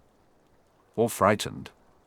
"You're not frightened of us," Eileen said, voice tilting between certainty and hesitant authority. "You're frightened of what's in it." "Perhaps both," he replied. Let the sliver of ambiguity land, let them imagine him vulnerable. A teacher publicly compromised was a lever, useful either to recruit or to break. If he appeared cooperative, they would think the ledger could be used. If he created a scene, they might bend him into their service rather than risk exposing a network of deliveries, friendships, and house elf movements. "Do you want this kept out of the headmistress' hands?" Eileen asked. "I would prefer the ledger studied with proper method," he said, the words tasting like chokeweed. "Public spectacle is for amateurs. Evidence prefers quiet rooms." The boy laughed. "She'll have the whole school in a line by morning, parading through mistakes and histories." "Which makes me cautious of the show she intends to stage," Snape agreed. Eileen hesitated, then offered the thinly veiled bargain, "You're a teacher. You could help us find who did this." He let the proposal hang. To help would grant him access to their processes, when pages were distributed, when stamps were used, which hands handled varnish boxes. It would allow him to remain in the room while they displayed power, to steer questions and notice faces that betrayed small cruelties. "Help you," he repeated. An interesting use of the word. "You're the one who knows requisition ledgers," the boy said. "You can read the margins. Do I look so pitiable that you think I must be dragged into this to render your interpretation more credible?" Snape asked. He could have spat the acid of the question, instead he poured it into brittle civility. Let them believe his cooperation was surrender.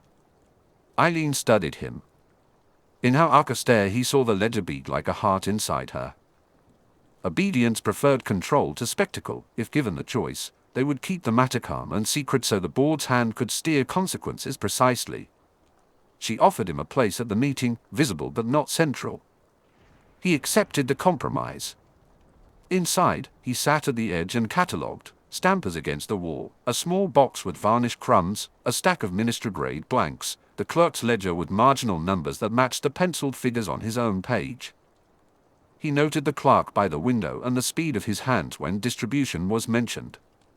He noted Umbridge's phrase, selective expulsions, and the pleased murmur at compelling teacher loyalty. They planned an assembly, to read names, to force students to name accomplices, to brand certain teachers as sympathizers to be stripped of duty. The board would not provoke chaos for chaos's sake, it would carve power from scandal and present the cuts as necessary cauterization. And as part of their choreography, Lily appeared like a stage direction. They had not merely listed his name, they had circled it tied to his history so a performer might register pain aloud when the word was read. Their intent was to provoke him, to drive him to an imprudent retort or a compromising posture that justified his removal. The cipher was cold shorthand, exploit grief for expediency. He let the humiliation sit on his shoulders and filed it away like a reagent for a potion yet to brew. When the meeting broke, he remained at the edge, allowing them to assume he had been cowed. Outside, moonlight seeped cold between stones and he uncurled his thoughts into a plan. He had ordered duplicates sealed in the house elf repository and in his wardrobe. The original lay with Ginny in her trunk, hidden from Filch. He could have burned the ledger. Ginny and the others had decided against immolation, and he approved. Evidence that survived could indict. He would not hand the ledger to Umbridge. He would entangle himself in the board's method, perform a small surrender that made them think themselves owners of his silence, and from within observe, select, and reveal. He would force the ledger into sunlight on his terms, by following supply chains, tracing stamps, and matching putty impressions to hands. There was a cost. He had never liked needing the Weasleys, any more than he liked needing any other imperfection. But reach mattered. Ginny could slip through dormitories, hide a page in a trunk, and lie to a watchful prefect without trembling theatrically. Hermione could make varnish fragments speak under glass, match tracer to manifest, convert chemistry into legal binding. Both of them would be instruments. He would demand competence, not trust. Hermione's preliminary results, folded and sealed with a charm he had taught her, waited in his office. He loosened the binding and read with the same surgical attention he gave to potions and pupils. Her chromatography confirmed the varnish, pine resin base with an industrial lacquer additive, specific enough to narrow procurement windows to minister conservation batches ordered before term. The varnish scrap and the page matched in microresin and a faint metallic tracer. Hermione suggested checking requisition entries dated 2 weeks before term commenced. There the manifest numbers tying a delivery to Hogwarts supplies would likely be found. She had affixed the putty impression, the pewter H with an uneven crossbar, the left stroke depressed deeper than the right, and the crescent from a ring. The impression could be catalogued and compared against signatories, rings, and thumbs of prefects and clerks. Her nib cast from the penciled marginalia showed the pen's bite, a hesitant leftward swing on the long guess as if copied from a left-handed exemplar, but with a nervous verticality not his own. The penciled taunt, "You couldn't save her. You won't save him," was formed by mimicry, a hand trying to imitate a pain it had not earned. He folded the notes away. There were practical answers and emotional traps. He would pursue the former and ignore the latter. He would not play to the ledger's script of public spectacle. A rupture would be what its authors wanted, a snapped wire of scandal, a stage for the inquisitorial squad. Instead he would unpick the mechanism quietly, trace manifests, test stamps, sample varnishes against supply lists, follow the chain from clerk to prefect to house elf. A map formed in his head. Umbridge's office held requisition ledgers, stamp boxes should be catalogued near delivery manifests. He could not storm those rooms in daylight. The order would have to be theft of time, slips accessed when Umbridge thought herself unobserved, copies made under the guise of petty business, evidence weighed at midnight. He would shadow her schedule, timing intrusions to her parades and meetings. Eileen Barker's presence on distribution lists was a hook. Prefect networks were neat bureaucratic mistakes novices made. Whether Eileen had been used or was complicit, she had eyes on Ginny now. Ginny's movements required altering. The house elf repository would serve for duplicates. He'd already placed charmed copies there, trusting house elves as sentinels more than many humans. He would expand that custody model, sealed originals under his lock, copies secured by binding charms. He would perform the audit with surgical precision. Hermione would widen her chromatographic net to seek the batch tracer against Hogwarts purchase records.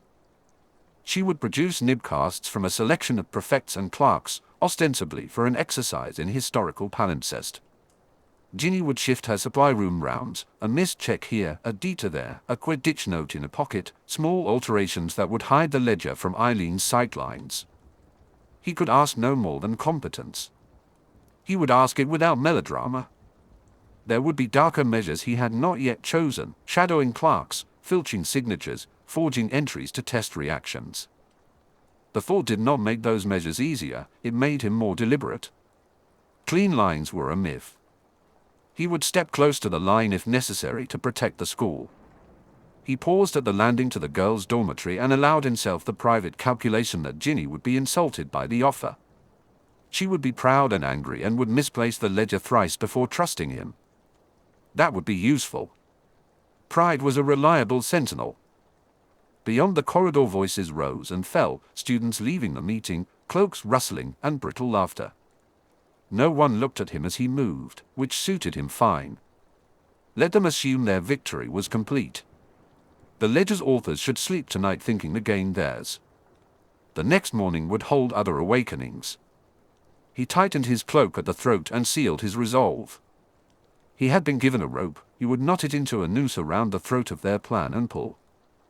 He would audit requisition ledgers with the quiet of a man crossing a minefield, precise, patient, inevitable. He would convert varnish spectra, putty casts, and nib impressions into proof so intertwined with institutional processes that no one could plausibly claim forgery without implicating their own minting presses. He would not be baited into public spectacle. He would not be broken. He would be precise. He would be inevitable. Chapter 9. Ginny Weasley crouched at the edge of the Forbidden Forest, the DAs clearing a small island of breath and light. Night pressed against the trees, the castle's distant clang was muffled. She had rehearsed this walk in her head a dozen times, steady shoulders, what to say if he laughed, what to do if he tried to seize the ledger. Rehearsals never erased the drop in her stomach. Hermione sat with knees tucked, a lantern lowered so its glow outlined her cheekbones but didn't betray them. Neville kept his hands folded, as if bracing. Luna's eyes blinked calmly from the dark. The others clustered like a secret. Ginny felt them more than she saw them, a rope of strength she hoped would hold. "You're late," Hermione said without a smile. She had a strip of paper looped around her fingers, chromatography results, and a small jar with a varnish scrap inside. The varnish looked like a sliver of old amber, ordinary enough to be dangerous. "I had to make sure Eileen Barker was on patrol the other way," Ginny said. Lying had become a tool against Filch and the inquisitorial eyes. The ledger in her pack felt heavy, weighted by varnished edges and pencil jabs. "You did right," Hermione said. "We have enough to show it isn't just ministry forgery. The varnish matches a conservation batch traced to a requisition order last autumn. The rag paper has a ministry watermark and the Peter impression matches a stamp found in Malfoy's kit. Everything points to an inside route." Inside. The thought's done. Not outsiders, but someone with reach enough to launder materials through Hogwarts supplies. "You're going to give it to him?" Neville whispered. They had argued about that. Hermione had insisted Snape could access manifests and stamp inventories the students could not. He could make copies, trace varnish batches, and, if they were careless, turn the board spectacle into something their enemies could exploit. But if Snape could be trusted, he could also deny Umbridge the public show she wanted. He stepped from the trees. Ginny saw the pale edge of his robe, the carriage of his shoulders, then his face, severe, contained. Snape's eyes measured the group, then landed on Ginny. "You summoned me for theatrics." He spoke in that velvet-edged voice. Her rehearsed speeches evaporated. She had expected mockery, instead his tone held exhaustion, which was worse. "Careful men are dangerous." "We need your help," she blurted. "Hermione's done the forensics. We can show you chromatographs, putty impressions, varnish scrap, we." "Bring it," he said. The command left no room for flourish. Handing over the ledger felt like offering a beating heart. Ginny unwrapped the concealer charms, keeping the pages closed. Every eye was on her, the varnished edge glinted in the lantern light. Snape took the ledger with hands too steady for someone whose name had cruelly appeared in margin. He thumbed to the distribution header, distribution stamped across the top, and paused at the penciled note by his name. "You couldn't save her. You won't save him." The circled lily beneath it felt like a hook in private flesh. Lily, appearing twice near his name, read like a cipher, a talisman, or a threat. "You could have handed this to Umbridge," Snape said softly. "You could have watched everything burn." "You couldn't stop her then," Ginny said. "Not without evidence. She'd make spectacles and ruin people. We can't let that happen." He studied the circled lily. His jaw tightened. Ginny hated that she had seen him so affected. "Who circled this?" he asked without looking up.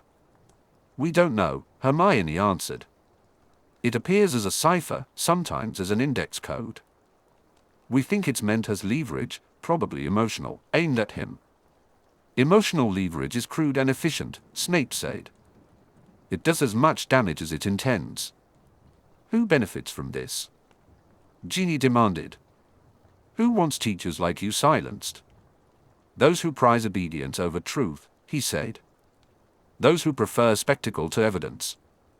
The board will love a show. We must deny them one." Hermione laid out the facts quickly, chromatography matched varnish to a Ministry conservation batch. The Peter stamp impression had that flattened H crossbar found in Malfoy's kit. Nib and handwriting analysis could link pencil taunts to hands who handled the ledgers. If they could place varnish and stamp impressions in a chain of custody leading back to requisition slips, it wouldn't be forgery, it would be laundering through Hogwarts supplies. Snape's reply was all calculation. "We will deny them the turns they expect," he said. "You will keep the original where it cannot be found. 2 duplicates, no more, will be made and sealed. One will go to the House Elves repository and be sworn to their protection, the other will be placed under my wardrobe in my rooms, charmed and sealed." Ginny bristled. "Why your wardrobe?" "Because Umbridge will not search it," he said. "And because it keeps the chain intact. Neither duplicate will be revealed without my say. I will not allow this ledger to be paraded until there is institutional proof linking it to requisition batches, stamp impressions, and varnish inventories." He set conditions. Hermione and Ginny would supply the science, chromatography, putty casts, nib impressions. Ginny would continue the watch on the supply room. No handing pages to Umbridge. No public spectacle until the trail was unassailable. "And in exchange?" Ginny asked. "I will run the requisition audit covertly," Snape said. "I will arrange modest audits that will not, in themselves, raise Umbridge suspicion. I will protect what I can. But protection requires discretion and sacrifice. Any deviation and I will remove the ledger to my custody." His bluntness had a peculiar comfort. It was a plan, a movement, however cold. She swallowed the distaste in her mouth. "We will deny them spectacle and present incontrovertible evidence instead," he added. "Miss Granger, you will run the assays. Miss Weasley," he said her name like a teacher, "you will keep the original and be ready to move it on my command. Chain of custody will be strict." Hermione stepped forward, excitement threaded with fear. "I can run comparative nib casts. We can get handwriting samples, prefects, clerks, staff. The putty impression compares to Malfoy's stamp. If we can place that impression in the ledger's handling chain, linked to requisition slips, we prove it wasn't a Ministry forgery." "Good," Snape said. "Nib casts, varnish tests, the works. I will need access to the stamp boxes and manifests. I will open modest avenues to obtain them." "And that Lily?" Ginny asked. "Is it meant to hurt you or to be a key?" "It is both threat and invitation," he said. "Someone hopes to provoke me. That fear tells us where to look." Their eagerness for spectacle suggests they worried about institutional scrutiny, so they laundered evidence through Hogwarts. Hermione added, "If the varnish matches a Ministry batch and the stock marks correspond to a requisition, it's laundering. Someone inside diverted legitimate materials and turned them into a weapon." Ginny felt anger at the idea of grief used as a lever. Whoever circled Lily had chosen the most private thing they could find and wired it to explode. They wanted a reaction, visible, raw. She wouldn't let them have it. "You will do this on my conditions," Snape said. "No one outside this circle. I will interfere only to the degree that facts can implode their spectacle." Hermione produced a plan outline. "Duplicate the page under charm in the common room. One copy to House Elves tonight, the other to Snape's wardrobe when it could be moved unseen. Seal the chain and hide the roots." Ginny's role would be surveillance, follow supply runs, note prefect rounds, track delivery windows. At odd hours, Hermione instructed. Casts of movement, post-curfew patrols, times when prefects sign out, or house elves do morning rounds. Make yourself part of the noise, a stray homework paper, muddy footprints pointing the wrong way. Something to distract a single pair of watching eyes. "Watch the stamp box," Snape added. "No two opens it. Compare imprint impressions, the flattened crossbar leaves a precious signature. Ginny, take discreet rubbings of stamp containers and varnish tins. Not photographs, too traceable. Will duplicate evident within the castle's custody model." Ginny thought of Eileen Barker. Eileen's steady gaze had unnerved her, too attentive, as if cataloguing everything to recall it loudly later. If Eileen's initials were on distribution lists, she could be instrument or bait. Ginny would follow until she could read the girl's routine, either a conspirator or an unwitting courier. Don't let Eileen know, Hermione warned quietly. If she's only a courier, exposure will burn her. If she's complicit, she'll be careful. Either way, make sure there's a path to explanation that doesn't sound like accusation. Ginny pictured Eileen as either puppet or betrayed child and felt the sharpness of her task. She would have to manufacture moments when Eileen's duties placed her elsewhere, to create windows for the cart to be vulnerable to a single set of hands. Snape produced a small vial from his robes, practical, protected charms for sealing duplicates.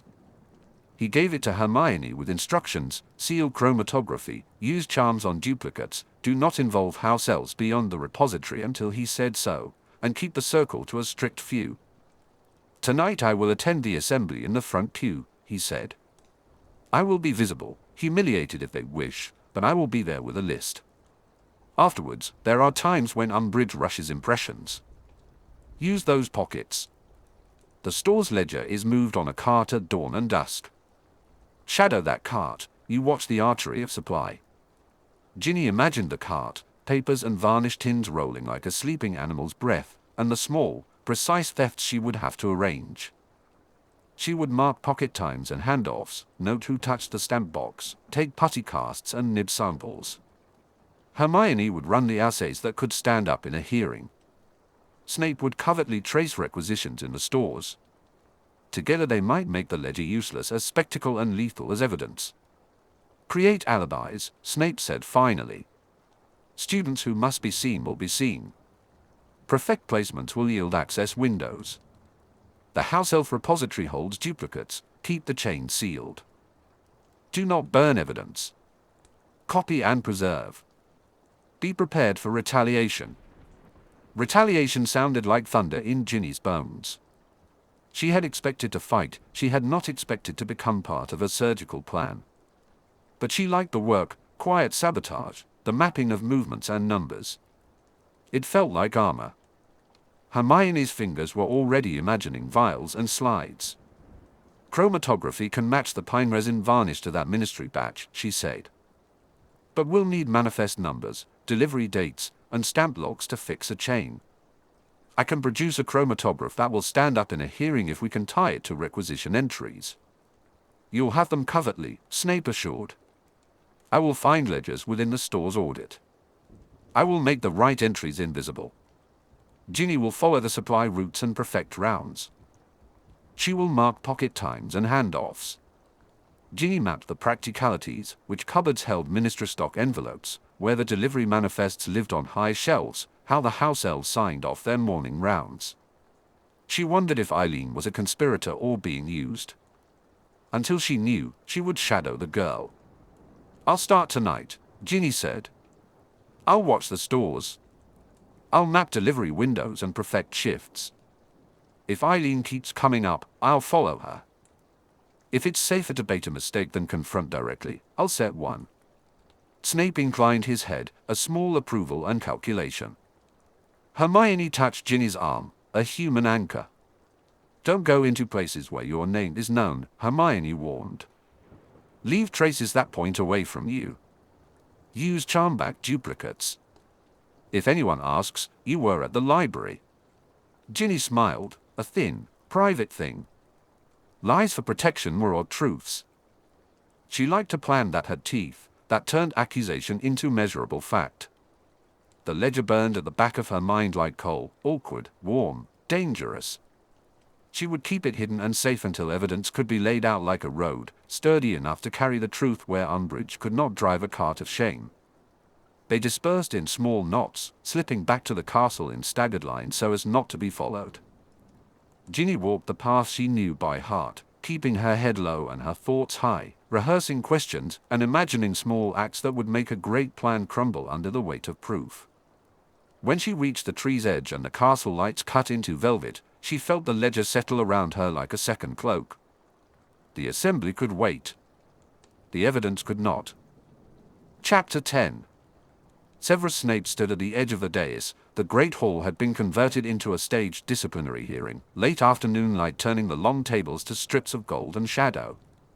He felt every eye like a weight on his throat. The board, the inquisitorial squad arranged like a hunting pack, rows of students and teachers leaning forward with that peculiar hunger for scandal, and he kept his face a deliberate mask of passivity. Humiliation, he told himself, had a choreography.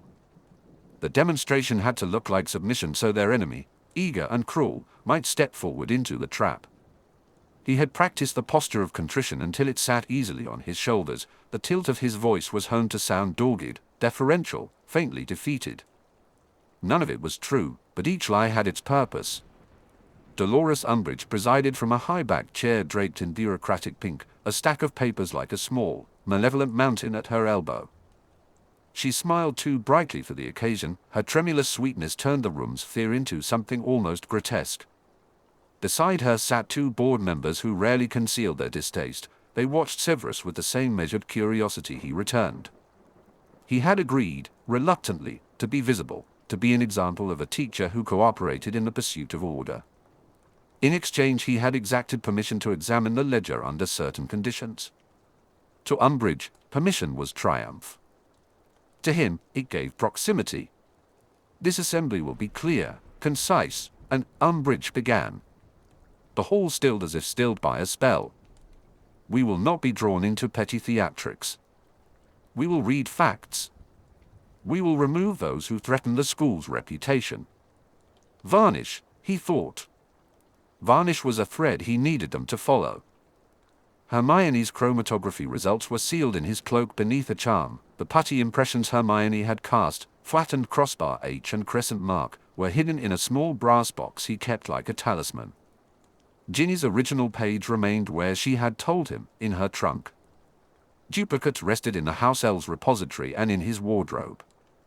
Chain of custody had been painfully constructed. He could not squander it now. An inquisitorial prefect climbed the dais, a boy with a long face forever shocked. He produced a ledger pinned with a red wax seal. School property, Umbridge said, evidence of corruption distributed among pupils and staff. The page shown to the assembly bore marginalia, penciled ink, varnished sheen, lilies circled 3 times like a scar. Snape had seen the page before, the taunt, "You couldn't save her. You won't save him," had been written in a hand that mimicked his left-handed script with baleful care. The old ache for a life that would not answer him fled and he swallowed it down. There would be time for grief later. "Professor Snape," Umbridge said, the intimacy misplaced, "you have been most cooperative. Perhaps you would like to identify whether these materials match ministry stock." He bowed his head almost imperceptibly. "Compliance." "If it pleases the board," he said, every syllable tempered. "I will, if permitted, test the ink and the finish." Behind him, a quiet hand, Ginny's, he suspected, closed on a charm that would open a sealed signal. He had given her one phrase to listen for clarity. It would come as a small pause, and she would know to act when the board relaxed into triumph. Umbridge misread the tempo. To her, his offer was a gift. She nodded, crimson with victory. "You may. Provided the tests are witnessed and recorded by this board." A board witness. An audience to the revelation. The trap took shape. He reached beneath his cloak and produced Hermione's sealed chromatograph with the casualness of a man drawing a handkerchief. The brass box of putty casts followed. He unsealed the first envelope with the calm of a surgeon uncapping a scalpel and let the scent of pine resin travel like accusation through the room. "Observe," he said. The board watched with predatory precision. He drew aside the paper showing the varnished tracer, the label Hermione had written in cramped, urgent script, Ministry Conservation Batch, Autumn Order. He laid it flat. "Pine resin base with industrial conservation lacquer additive," he intoned. "Matches Ministry Batch number for -17T. For -17T, a Ministry Conservation Batch code." A small sound came from a man in tweed. Mr. Lockett, the store's clerk, the ledger of deliveries, lived with him. Snape watched Lockett's jaw twitch. "And these," he went on, lifting a putty impression. The pewter H with its flattened crossbar and crescent mark lay between his fingers. Impression matches supply kits associated with one pupil's private materials. There was a rustle. Eileen Barker, a prefect, paled. Her eyes flicked to the putty and then to the air where Malfoy's name hung like a stain. The impression matched samples Hermione had recovered from a Malfoy kit, an awkward detail for the inquisitorial narrative, which preferred rogue students undermining the school to well-connected children laundering authority. Snape let each piece of evidence land like a stone in still water. The varnish matched, the putty matched, the penciled scrawl mimicked a leftward tilt but matched no staff exemplar. It was manufacture. He had prepared a chain, requisition manifests, parcel stamps, signature schedules. Umbridge planned to read names aloud as a public blade had given him the rope he needed. Then he spoke the phrase he'd planted in his cadence. For clarity, I will demonstrate on the given page. It was a small candle in the hall. At his cue a sound came from the back, parchment fluttering, charm work whispering open. Students instructed to help unsheathed small, folded duplicates, Hermione's essays copied and bound in visible ribbon, and a prefect who owed Snape a debt let a single page fall from the top of his folder, flipping against the lectern for all to see. The page that fell bore circulation notes that contradicted the board's claims, timestamps, delivery routes, a manifest that matched Hermione's chromatograph, a manifest that, if followed, led to a ministry cart on the western approaches. The manifest linked Eileen Barker as a distribution node, and the signature on one requisition matched Mr. Locket's common mark. They were concrete threads. Umbridge's smile thinned. Board members exchanged looks, some startled, some already calculating counterblows. The students murmured. The hall felt suddenly smaller, like a throat trying to swallow a thing too large for it. Eileen stood then, small and defiant. Those signatures are forged, she cried, too liquid, too rehearsed. Someone could have. Then produce your evidence of tampering, Umbridge said, pitch perfect, as if she had written the script herself. She leaned forward, hands folded like claws. Snape had not expected complete victory. The ledger had been constructed for spectacle, enough truth to cause shame, enough obfuscation to allow escape when needed. He had only asked to fracture the board's unanimity, to convert public moral certainty into something brittle. Umbridge pounced on a technicality with the ferocity of a terrier with a shoe. Professor Snape, she said, and her voice tightened into something thin and legal, you introduced evidence that you procured outside proper authorization. You have handled school property without a request approved by the board. Therefore any conclusions drawn from such evidence cannot be relied upon in this hearing. It was a precise assault, surgical in cruelty. She could not deny the facts he had shown, the varnish tracer, the putty impression, but she could poison the well with procedure. Chain of custody, she declared, and the hall nodded as if the words were a ward against the truth. Eileen seized the moment Umbridge gifted her. Then we asked for a formal investigation, she began, and the board murmured agreement. They would open inquiries that would take months, scrub pages into oblivion, bury what remained under forms. Snape watched the gears begin to turn. Yet the trap had not failed entirely. 2 prefects, including Eileen and Mr. Locket, now wore public stains. A junior staff member, Locket, found himself accused before a roomful of witnesses. His hand trembled as he tried to defend himself. The pewter impression tied a circulation route to supplies Malfoy handled. Eileen's presence on distribution notes looked at least suspicious. The board's moral authority cracked like thin ice. It had not been a clean break, but a fissure had opened and light filtered through. As the board debated how to neutralize what they called unauthorized interrogations, a scuffle at the dais overturned a leather portfolio. A duplicate, one of the sealed copies, slid free and was grabbed by a junior inquisitorial member. Umbridge barked orders. 2 prefects moved to seize the student who had let the copy fall. A hand closed on the paper and tore it. Ink bled into the grain where someone, in panic, tried to hide its margins. The tear was accidental, but the effect was clean. The ledger, already dangerous, was now partially destroyed. Snape felt something old and animal stir, grief for lost evidence that could never be fully restored. Ginny's original page was not among the seized fragments. Snape felt a small, steady comfort in that fact, and the sharpened knowledge of cost, pages taken, ink smeared, the board retaining formal custody of what remained. They would claim they'd acted properly, they would hold the ledger as proof and use it as a cudgel whenever someone stepped out of line. Institutional power, he understood, came not only from moral authority but from the ability to produce and suppress documents. His trap had thrown sand into the gears.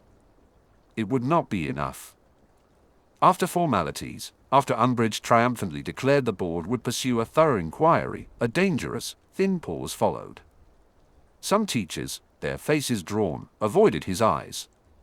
Others, perhaps relieved, nodded with something like gratitude. That gratitude would be precarious. He had presented himself as compliant, and some would assume his brusqueness had softened. That would be another lie he would not correct publicly. In the hush, a small voice called his name from the throng. Ginny had been seated in the far rows, hands clenched on her knees, the color in her face like iron. She did not meet his eyes but lifted a single, trembling hand in the way they had agreed. He answered with a slight, almost imperceptible nod. It was not triumph, it was acknowledgement. It was instruction. He moved through the dispersing crowd, shoulders still heavy with theatre. He passed Eileen, lips pressed together, cheeks flushed with indignation and fear, and saw Malfoy watching with that practiced look of private victory. Mr. Lockett slunk past with the small shoulders of a man already sensing his future narrowing. Outside the hall dusk stole the light and the castle stones exhaled the day's heat. He let the day close over him like a cloak. He had turned their spectacle against them enough to buy time, exposed names and procurement lines, but not enough. The board still held the law book. They could stall, obfuscate, and weaponize the ledger. Hermione would refine the chromatography, widen the assay, produce a legal trail acceptable to the board's own terms. Ginny would have to do what she had long feared, make the dossier undeniably public, force the ministry and the board to confront their own complicity. That would risk everything. It would place Ginny in the crosshairs of the institution they now sought to dismantle. He considered the ledgers circled Lily, a cipher he did not yet know how to read, whether mockery or bait, and the pencil taunt that had sought to wound him. He had allowed them a moment's triumph to draw their guard low. He had permitted the board to seize paperwork rather than let them crush Ginny for defiance. He had chosen deception and subtlety over open defiance, knowing the moral and professional cost it would extract from him in the eyes of his students. None of his calculations altered the same fact. The ledger remained partially in enemy hands, and though several prefects and a junior clerk had been publicly implicated, Umbridge still wore procedure like armor. Her authority had been dented, and not dented enough. The school had been shown compromised, the institution had not yet been disarmed. He walked toward the entrance where Ginny waited, her hair like a flame in the grayness, and in the hush of the corridor allowed himself the barest admission of fear. The next steps would not be his to lead. They would be hers and Hermione's and the students, and the danger for them would be immediate and personal. Ginny must now take the risk he could not, make the dossier publicly undeniable and so strip the board of its ability to weaponize it. The danger will be personal. Chapter 11. Ginny Weasley, Great Hall, during a staged assembly and disciplinary inquisition. The Great Hall felt too small for the noise. Students folded inward like paper fans. Professors along the staff table measured the border between order and chaos with practiced looks. Dolores Umbridge presided with a smile that never reached her eyes. The inquisitorial board stood behind her like mounted trophies. Severus Snape sat farther along the table than usual, face mapped with private ruin. His posture said he had traded something and kept enough. He climbed in Ginny's throat. Her fingers closed around the page she'd sworn not to give up, an official-looking ledger page, varnished at the edges, pencil marks sharp on ragged white stationery. When Hermione had shown her the chromatography strip, how the resin smear matched ministry supplies, Ginny had felt rumor harden into a weapon. It was made to be believed. It was made to destroy. Hermione sat a few places away, hands clenched. Ron's face was a bruise of anger, Harry's jaw worked. They had argued for secrecy, Snape's plan of audits and cautious legal pressure, because a private, slow unmasking could be controlled. The board had other ideas, an assembly, a public airing, a spectacle meant to bury truth in institutional cadence. That was Ginny's choice. Quiet evidence could be routed or hidden, a spectacle could be doctored and filed under precedent. She thought of Snape's low, almost pleading voice when he put custody in her hands, of Hermione's essays, of the penciled word circled until a graphite made a crater, Lily, the bait placed where a man might bleed. Lily's circle didn't merely accuse, it invited reaction. When Umbridge called for order, Ginny's choice hardened. She rose before she meant to, the hall's attention snapped toward her. The page felt heavier in her grip, alive with accusation and evidence both. Hand it over for Snape's slow, private law, quiet, survivable. Or make the ledger undeniable here, where procedure would drown everything else. She leapt onto the dais. Forks clattered. The silence broke into pieces. "I have something to read," she said. Her voice carried to banners and house tables. "No one is allowed to take this from me." Umbridge's smile recalculated. "Miss Weasley," she cooed, "you will hand any." "No." Ginny flattened the page and read, slow enough for each word to strike. "Requisition, Ministry grade stationery, varnish batch for -17T. For -17T, Ministry Conservation varnish batch code." Hermione gave the smallest, almost invisible nod. "The varnish matches the ledger's edges." Gasps scattered. The ledger had been more than conjecture. "You are alleging," Umbridge began, syrup with rage. Ginny read on. "Stamped with a flattened H crossbar. Impression matches materials from a Slytherin stamp kit associated with Draco Malfoy." She said the name like an accusation that could cut. Heads turned, Draco drained. Distributed through Prefect circuits and House Elf repositories, manifests Tyre Stores clerk, Mr. Lockett, and Prefect Eileen Barker to distribution runs. She didn't read the cruelties that would ruin small lives, but she read enough to reveal method. The margins taunt and the circled Lily were now lit. "And here," she said, "the circle like a charm, Lily. It is not a prayer. It is a cipher. It's bait." Sound swelled. A Slytherin boy stepped forward, red with anger. "You liar," someone hissed. Umbridge's prefect surged to seize the page. Ginny held it higher. "They used our stationery, our varnish, our stamps to launder it. They want you to think the board found it. They used Hogwarts supplies. They used us." Pansy Parkinson hooked a corner. A scuffle, the page slithered, a hand tore a strip. A fragment fluttered down the aisle and a prefect snatched it. Umbridge seized the moment. "Confiscation!" she shrilled. "This is evidence. Surrender it for the board's custody." "No." Ginny cut through protocol. "You will not get this on a chain of custody you control. You will not." A shove sent the hall rocking. Voices were oppressed. Someone set a duplicate on the dais alight, small, theatrical flame, varnish smoke licked the rafters. Umbridge clapped with outrage that smelled like joy, spectacle was her element. The smoke, ripped corners, ink smears became new witnesses. In the chaos, some named melted back into the crowd, Eileen Barker's smooth hair became a gap, Lockett slunk toward a servant exit. Others found courage. A Gryffindor chorus called shame. A Hufflepuff voice steadied, "This is ours." Umbridge moved to punish. She ordered detentions, suspension notices, and singled Ginny out. "Miss Weasley," she said, sugar-laced with steel, "you will receive exemplary sanction. You will write articles for the school newspaper on the value of obedience. You will serve 2 weeks detention. You are suspended from Quidditch pending a formal review." The sentences landed like blows, sympathy and fear answered them. Harry started forward, Hermione held him back, Ron stood like shield of rage. Professors muttered, alarm in some, career caution in others. "And you," Umbridge added, fixing Snape with a look that suggested she could both bind and unbind him, "Professor Snape, perhaps you would offer a statement about your—" Snape's reply was a blade of restraint. "I will cooperate with the board's procedures," he said, measured. It was not defense, it was collateral. He sat very still, a man who had traded a limb for vantage.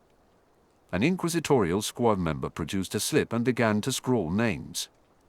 A prefect lunged, hand gripped Ginny's arm. She did not struggle, this was the risk she had chosen.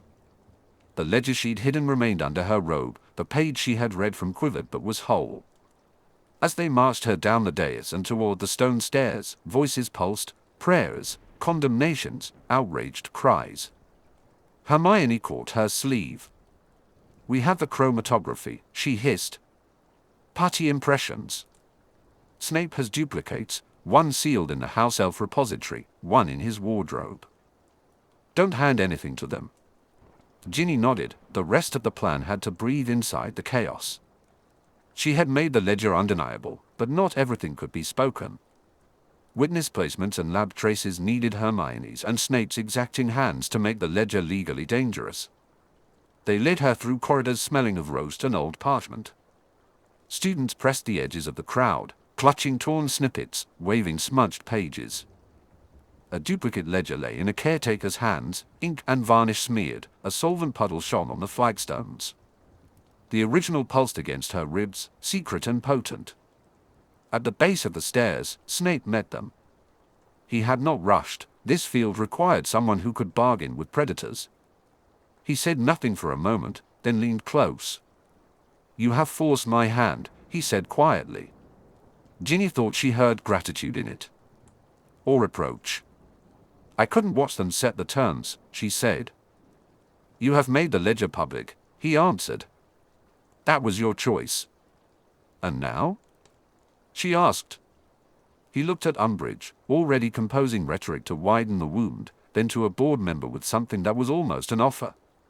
The board wanted procedure, Snape would give them procedure on his terms. He spoke low, and the hall quieted. "I will conduct a full audit," he announced. "I will trace requisition manifests, stamp inventories, varnish supply records. I will submit my findings to the board in sealed form.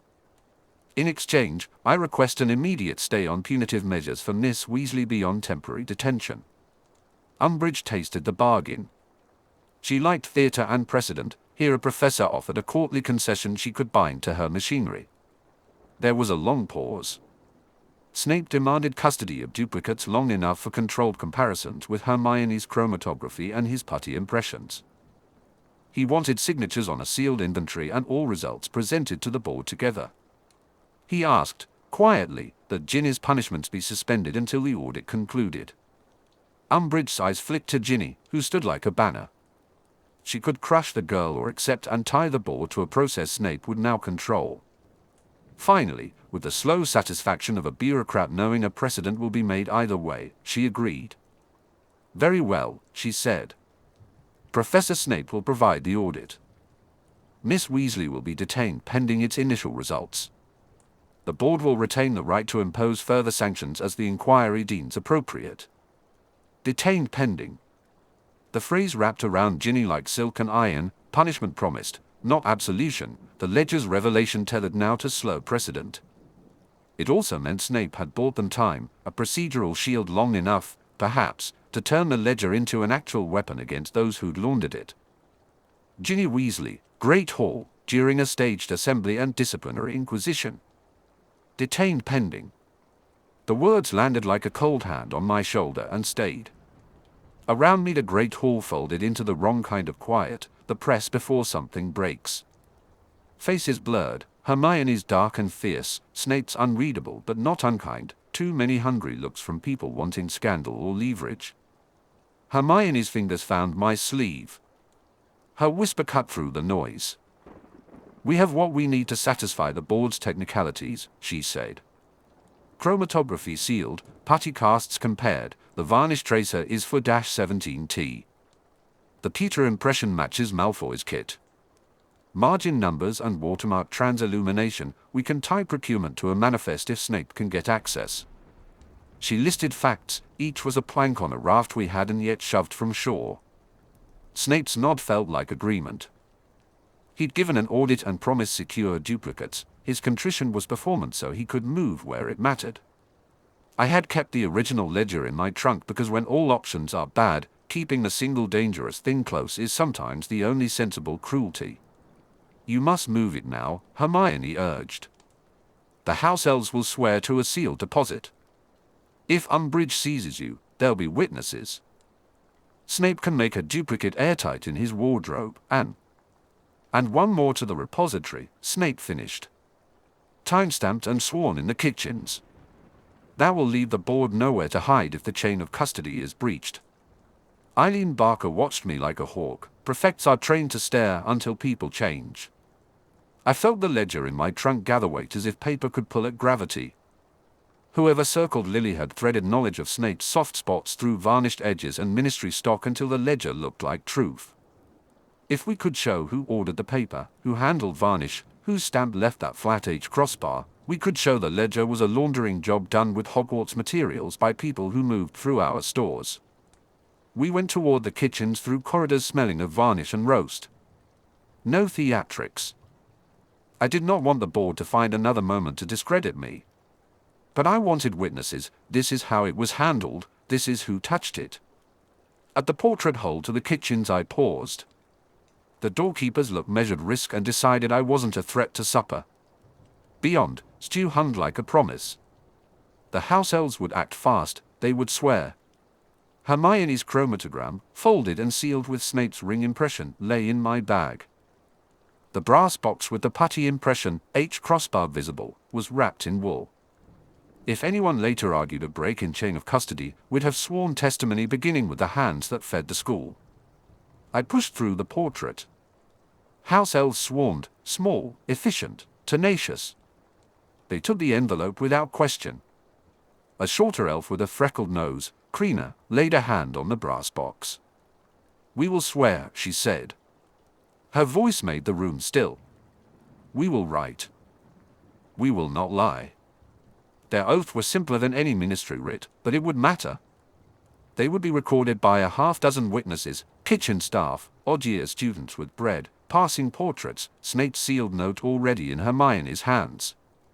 I set the ledger on the counter, the original page folded within a rag-wrapped satchel, and named the elves aloud so there would be no mistake who had taken custody. Hermione bent to whisper finalities. "Snape will file for the audit tonight. He'll pull manifests by the hour matching the varnish batch. I'll submit chromatography and nib casts to his custody to be sealed. You, Ginny, must be the one who hands it over. If they seize you, the elves will cry out and your transfer will be recorded. If they don't, the ledger will be in 3 secure places at once." My hands didn't stop shaking until the brass box left my palms and warm, helpful fingers closed around it. The ledger felt lighter than I'd imagined, as though choosing risk shrinks monsters. Outside, Umbridge's voice rose, the board's machine ground into motion. Inside, where stew simmered and house elves hummed, the ledger had moved from private danger to public proof. There would be hearings meant to mock what we'd done, time for them to twist evidence. But for the small, brittle moment the paper needed, every sheet we would require to make the board answerable was being stacked and signed by hands the board could not easily erase. I stepped back into the corridor, the immediate weight off my chest, and for the first time since the hearing began I could see a map of how to win. The risk remained mine, the danger immediate, my chest thrummed with it. I felt Eileen's eyes and Umbridge's smile like a blade behind glass, but the house elf's oath sat between us like a shield. I had chosen to be the one who would carry the open wound of Lily's name into the light, who would risk everything to make the ledger undeniable. My feet moved because the choice had been made and courage is often only a matter of obedience to one's own blood. Chapter 12. Severus Snape sat in his office and kept one eye on the headmistress corridor long after the great hall upheaval. The hour had a thin, hollow quality, portraits watched with sleepy interest, corridor candles guttered like reproving moons, and the castle's bones held the day's voices like a jar holds moths. He was not strictly alone. Paper rustled in his wardrobe where a duplicate ledger had been tucked into a potion-treated brass box, and the smell of singed vellum clung faintly to his sleeve, evidence of compromises already made in the name of containment. Hermione's chromatographs lingered in his mind, varnish batch for -17T, conservation varnish, departmental identifier for -17T, had matched the smear on the seized page. She had sealed her results and handed the brass box with putty impressions to him. The putty bore a flattened H crossbar and a small crescent that might be a ring mark. He set her work like chess pieces and told himself it was methodical rather than personal. The circled word that mattered, Lily, sat in the margin like a bone. He had cradled that page between gloves, read its pencil taunt in a mimic of his script, and felt the old fissure widen. Whoever had written it intended more than scandal. They wanted him to flinch. The corridor door opened to Minerva McGonagall's sharp tread. She paused a hair inside, weighing whether to enter. Her face was thick with fatigue and something like pained fury. Pomona's brow followed, sleeves rolled, hands clasped as if to restrain herself from touching anything she might bruise. "You summoned?" McGonagall asked, eyes flicking to the wardrobe, then to his hands. "No," he said. "You came of your own accord." They settled to business without preamble. The Great Hall had been a theatre of accusation. Umbridge had timed her fury to the moment the page was waved aloft. Snape had taken his role, contrite, humbled, a bait that bought proximity to evidence and the right to whisper in corridors she thought she owned. "You looked at the ledger, Severus," McGonagall said. "You know the dangers if it remains loose." "I do." He did not say he knew where other copies might still be clutched, or named Ginny, because naming could be weaponized by Umbridge. He kept her like a piece in his sleeve. "I also know what happens if it is buried and the distribution network left intact." Pomona said quietly, "There will be retribution. Students punished to make an example. Umbridge will not stop. We cannot allow mass expulsions on the basis of what is demonstrably tampered with," Minerva said. "Nor can we allow Umbridge to sweep this into a board inquiry that will swallow anyone who stands up. Not this term." It had to be a compromise. Snape offered one in technical terms: contain the spectacle, run the audit they demanded in form, deny them the theatre of immediate purge. The aims are to freeze the board's momentum, remove primary circulators, secure chain of custody for duplicates, and force a sealed, simultaneous disclosure rather than a staged procession. They argued about names because the board demanded names. Eileen Barker's distribution notes, Mr. Locket's shaky signature on requisitions, a junior clerk hinted at in margins, these were plausible scapegoats. Snape proposed immediate suspension of certain prefect privileges, Locket's temporary removal from stores pending audit, and a drawn-out inquiry rather than a swift purge. An immediate denouncement of Umbridge would blow the institution open. It would remove her but ruin whatever protections they had just built. McGonagall's face hardened, then gave way. Slower than a spell but with equal force she agreed to present sealed evidence to the board together, catalogue duplicates, and conduct an internal audit under Snape's supervision. The board would be prevented, by the whole staff's presence and by Minerva's readiness to bar theatrics, from staging the show Umbridge wanted. "It will require scapegoats," Minerva said, voice breaking from a lifetime of small cruelties necessary in a larger fight. "It will require secrecy." "Always does," he murmured. Custody was arranged like a clinical surgery. The original ledger would remain with Ginny Weasley. Her possession gave them a public lockers and protected the chain beneath it. 2 sealed duplicates would be made, one placed in the house elves' repository in the kitchens under Krina and 2 elf witnesses, the other locked, potion-protected and hex-sealed, in Snape's wardrobe where the brass box waited. He insisted on both. Physical proof of the ledger's existence had to exist beyond the board's theatre. "It will be inventoried," McGonagall said. "Every seal accounted for. No one presents an item alone. No single person will hold everything," Snape added. "And none of us will hand anything to Umbridge." They discussed the burnt page because the board needed spectacle. The board's council demanded an official destruction, something ceremonial and definitive. They agreed to a partial burning in the headmistress' corridor antechamber, a page publicly scorched, its edges charred and claimed as inadmissible evidence. Minutes would record it as destroyed. Behind the curtains, copies would persist. Someone would keep the brass box. Krina would swear the elves kept every craft. Hermione's chromatography and Snape's putty casts would be sealed and preserved. McGonagall knew how to obscure the hands that did the actual saving. Umbridge arrived like malice wrapped in pale pink, swinging between wounded proprietorship and gleeful conquest. She demanded retribution and control of the ledger, the right to appoint an inquisitorial panel of her choosing. Snape let her say it all, ease in knowing a foe's cards is a weapon. "I will see that those responsible are punished," she cooed. "The safety of our institution depends upon swift, decisive action. These fragments, these smears, are proof." "You will not be permitted to select the panel," McGonagall replied evenly. "There is no fairness where certain staff coddle rule breakers," Umbridge snapped. Snape offered to conduct a cooperative audit into requisitions, a phrase tasting of compromise that would place him where manifests, stamp inventories, and varnish deliveries lay, if the board would stay permanent expulsions and accept sealed evidence in lieu of an immediate public showing. "It is not capitulation," he told them when words were needed. "It is containment.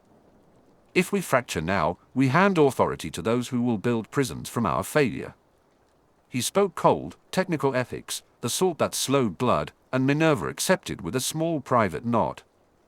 She agreed to defend Ginny's suspension as the minimum necessary and time-limited so the girl could appeal with counsel. Ginny had published forgery in the Great Hall. She had also been the only one brave enough to expose it. Officially the suspension would be 5 days and a Quidditch ban. Unofficially, Minerva promised, it would be shortened. They needed scapegoats to blunt the board's appetite. Eileen would be stripped of her prefect badge, Lockett suspended pending audit. Their removal would be loud enough to satisfy Umbridge. Privately, McGonagall and Snape designed alibis and witness placements, carefully calibrated deceptions to direct the board away from deeper inquiries. "Make them plausible," Snape said. "Not perfect. Allow for confusion. The board will take what it can at face value." Hermione's role was formalized. She would run forensic assays, expand chromatography, produce sealed comparative reports and demonstrate the varnish match to board standards. Ginny would continue clandestine surveillance of the supply room but not present pages to Umbridge. Snape promised requisition audits time to avoid Umbridge's theatrics, Orphal's inspections, photographic evidence collected and sealed with witnesses. The putty impressions, nib casts, and varnish tracings were catalogued and placed under mutually recognized seals. Hermione and Snape stamped the samples. Krina and 2 house elves witnessed the sealing of the kitchen repository duplicate. The brass box in Snape's wardrobe was charm-marked and potion-lined. It contained a torn duplicate, flattened and smeared during the hearing when an Umbridge clerk had grabbed blindly. That torn piece made the board comfortable. The rest, hidden, preserved the staff's leverage. They seeded the charred fragment the board demanded. The ritual burning gave Umbridge a public prize and minutes to record. The ledger, declared partially destroyed, allowed the board to appear victorious. Yet small shreds survived, hidden under cloaks or in student pockets. Copies persisted because people afraid of lost duplicate evidence like birds hoarding seeds. In the end the board's momentum was slowed but not stopped. Several prefects lost office. Lockett was publicly implicated and trembled. Positions were thinly taken to appease. Dolores Umbridge remained, watched and bracketed by faculty who had learned to bite their tongues and misdirect. For now she was checked, not removed. Departmental scrutiny hung like a distant storm that would yet break. Ginny's suspension was the most visible wound. Snape had allowed himself to be shamed in public, his posture recorded as awkward contrition, because shame could be controlled and weaponized in a way that rage could not. Behind it, he moved levers and set watches. He saw Ginny after the hearing in a dark corridor. The look they exchanged was complex, softer than he permitted himself otherwise. It was not apology. It was caution and promise. Back in his office he lit a small blue lamp and arranged the sealed materials. Hermione's vials stood in a neat row. The putty impressions lay in the brass box like tiny, obscene fossils, the flattened H crossbar, the crescent nick. He thought of Ginny in her trunk, the original ledger page wrapped and potion treated, and of the torn duplicate and the smudged edges burned in public. The physical attack on the page offered the board an opening to claim contamination. Their strategy must make contamination mean clarity. There was a plan: audit requisition manifests, match varnish batches and stamp impressions, create a forensic chain traceable to those with access to Hogwarts supplies. He would run it in winter hours when Umbridge fancied herself unbothered.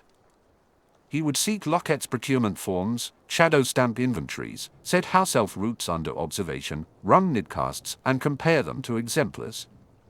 Hermione would refine her chromatography until it met departmental evidentiary standards.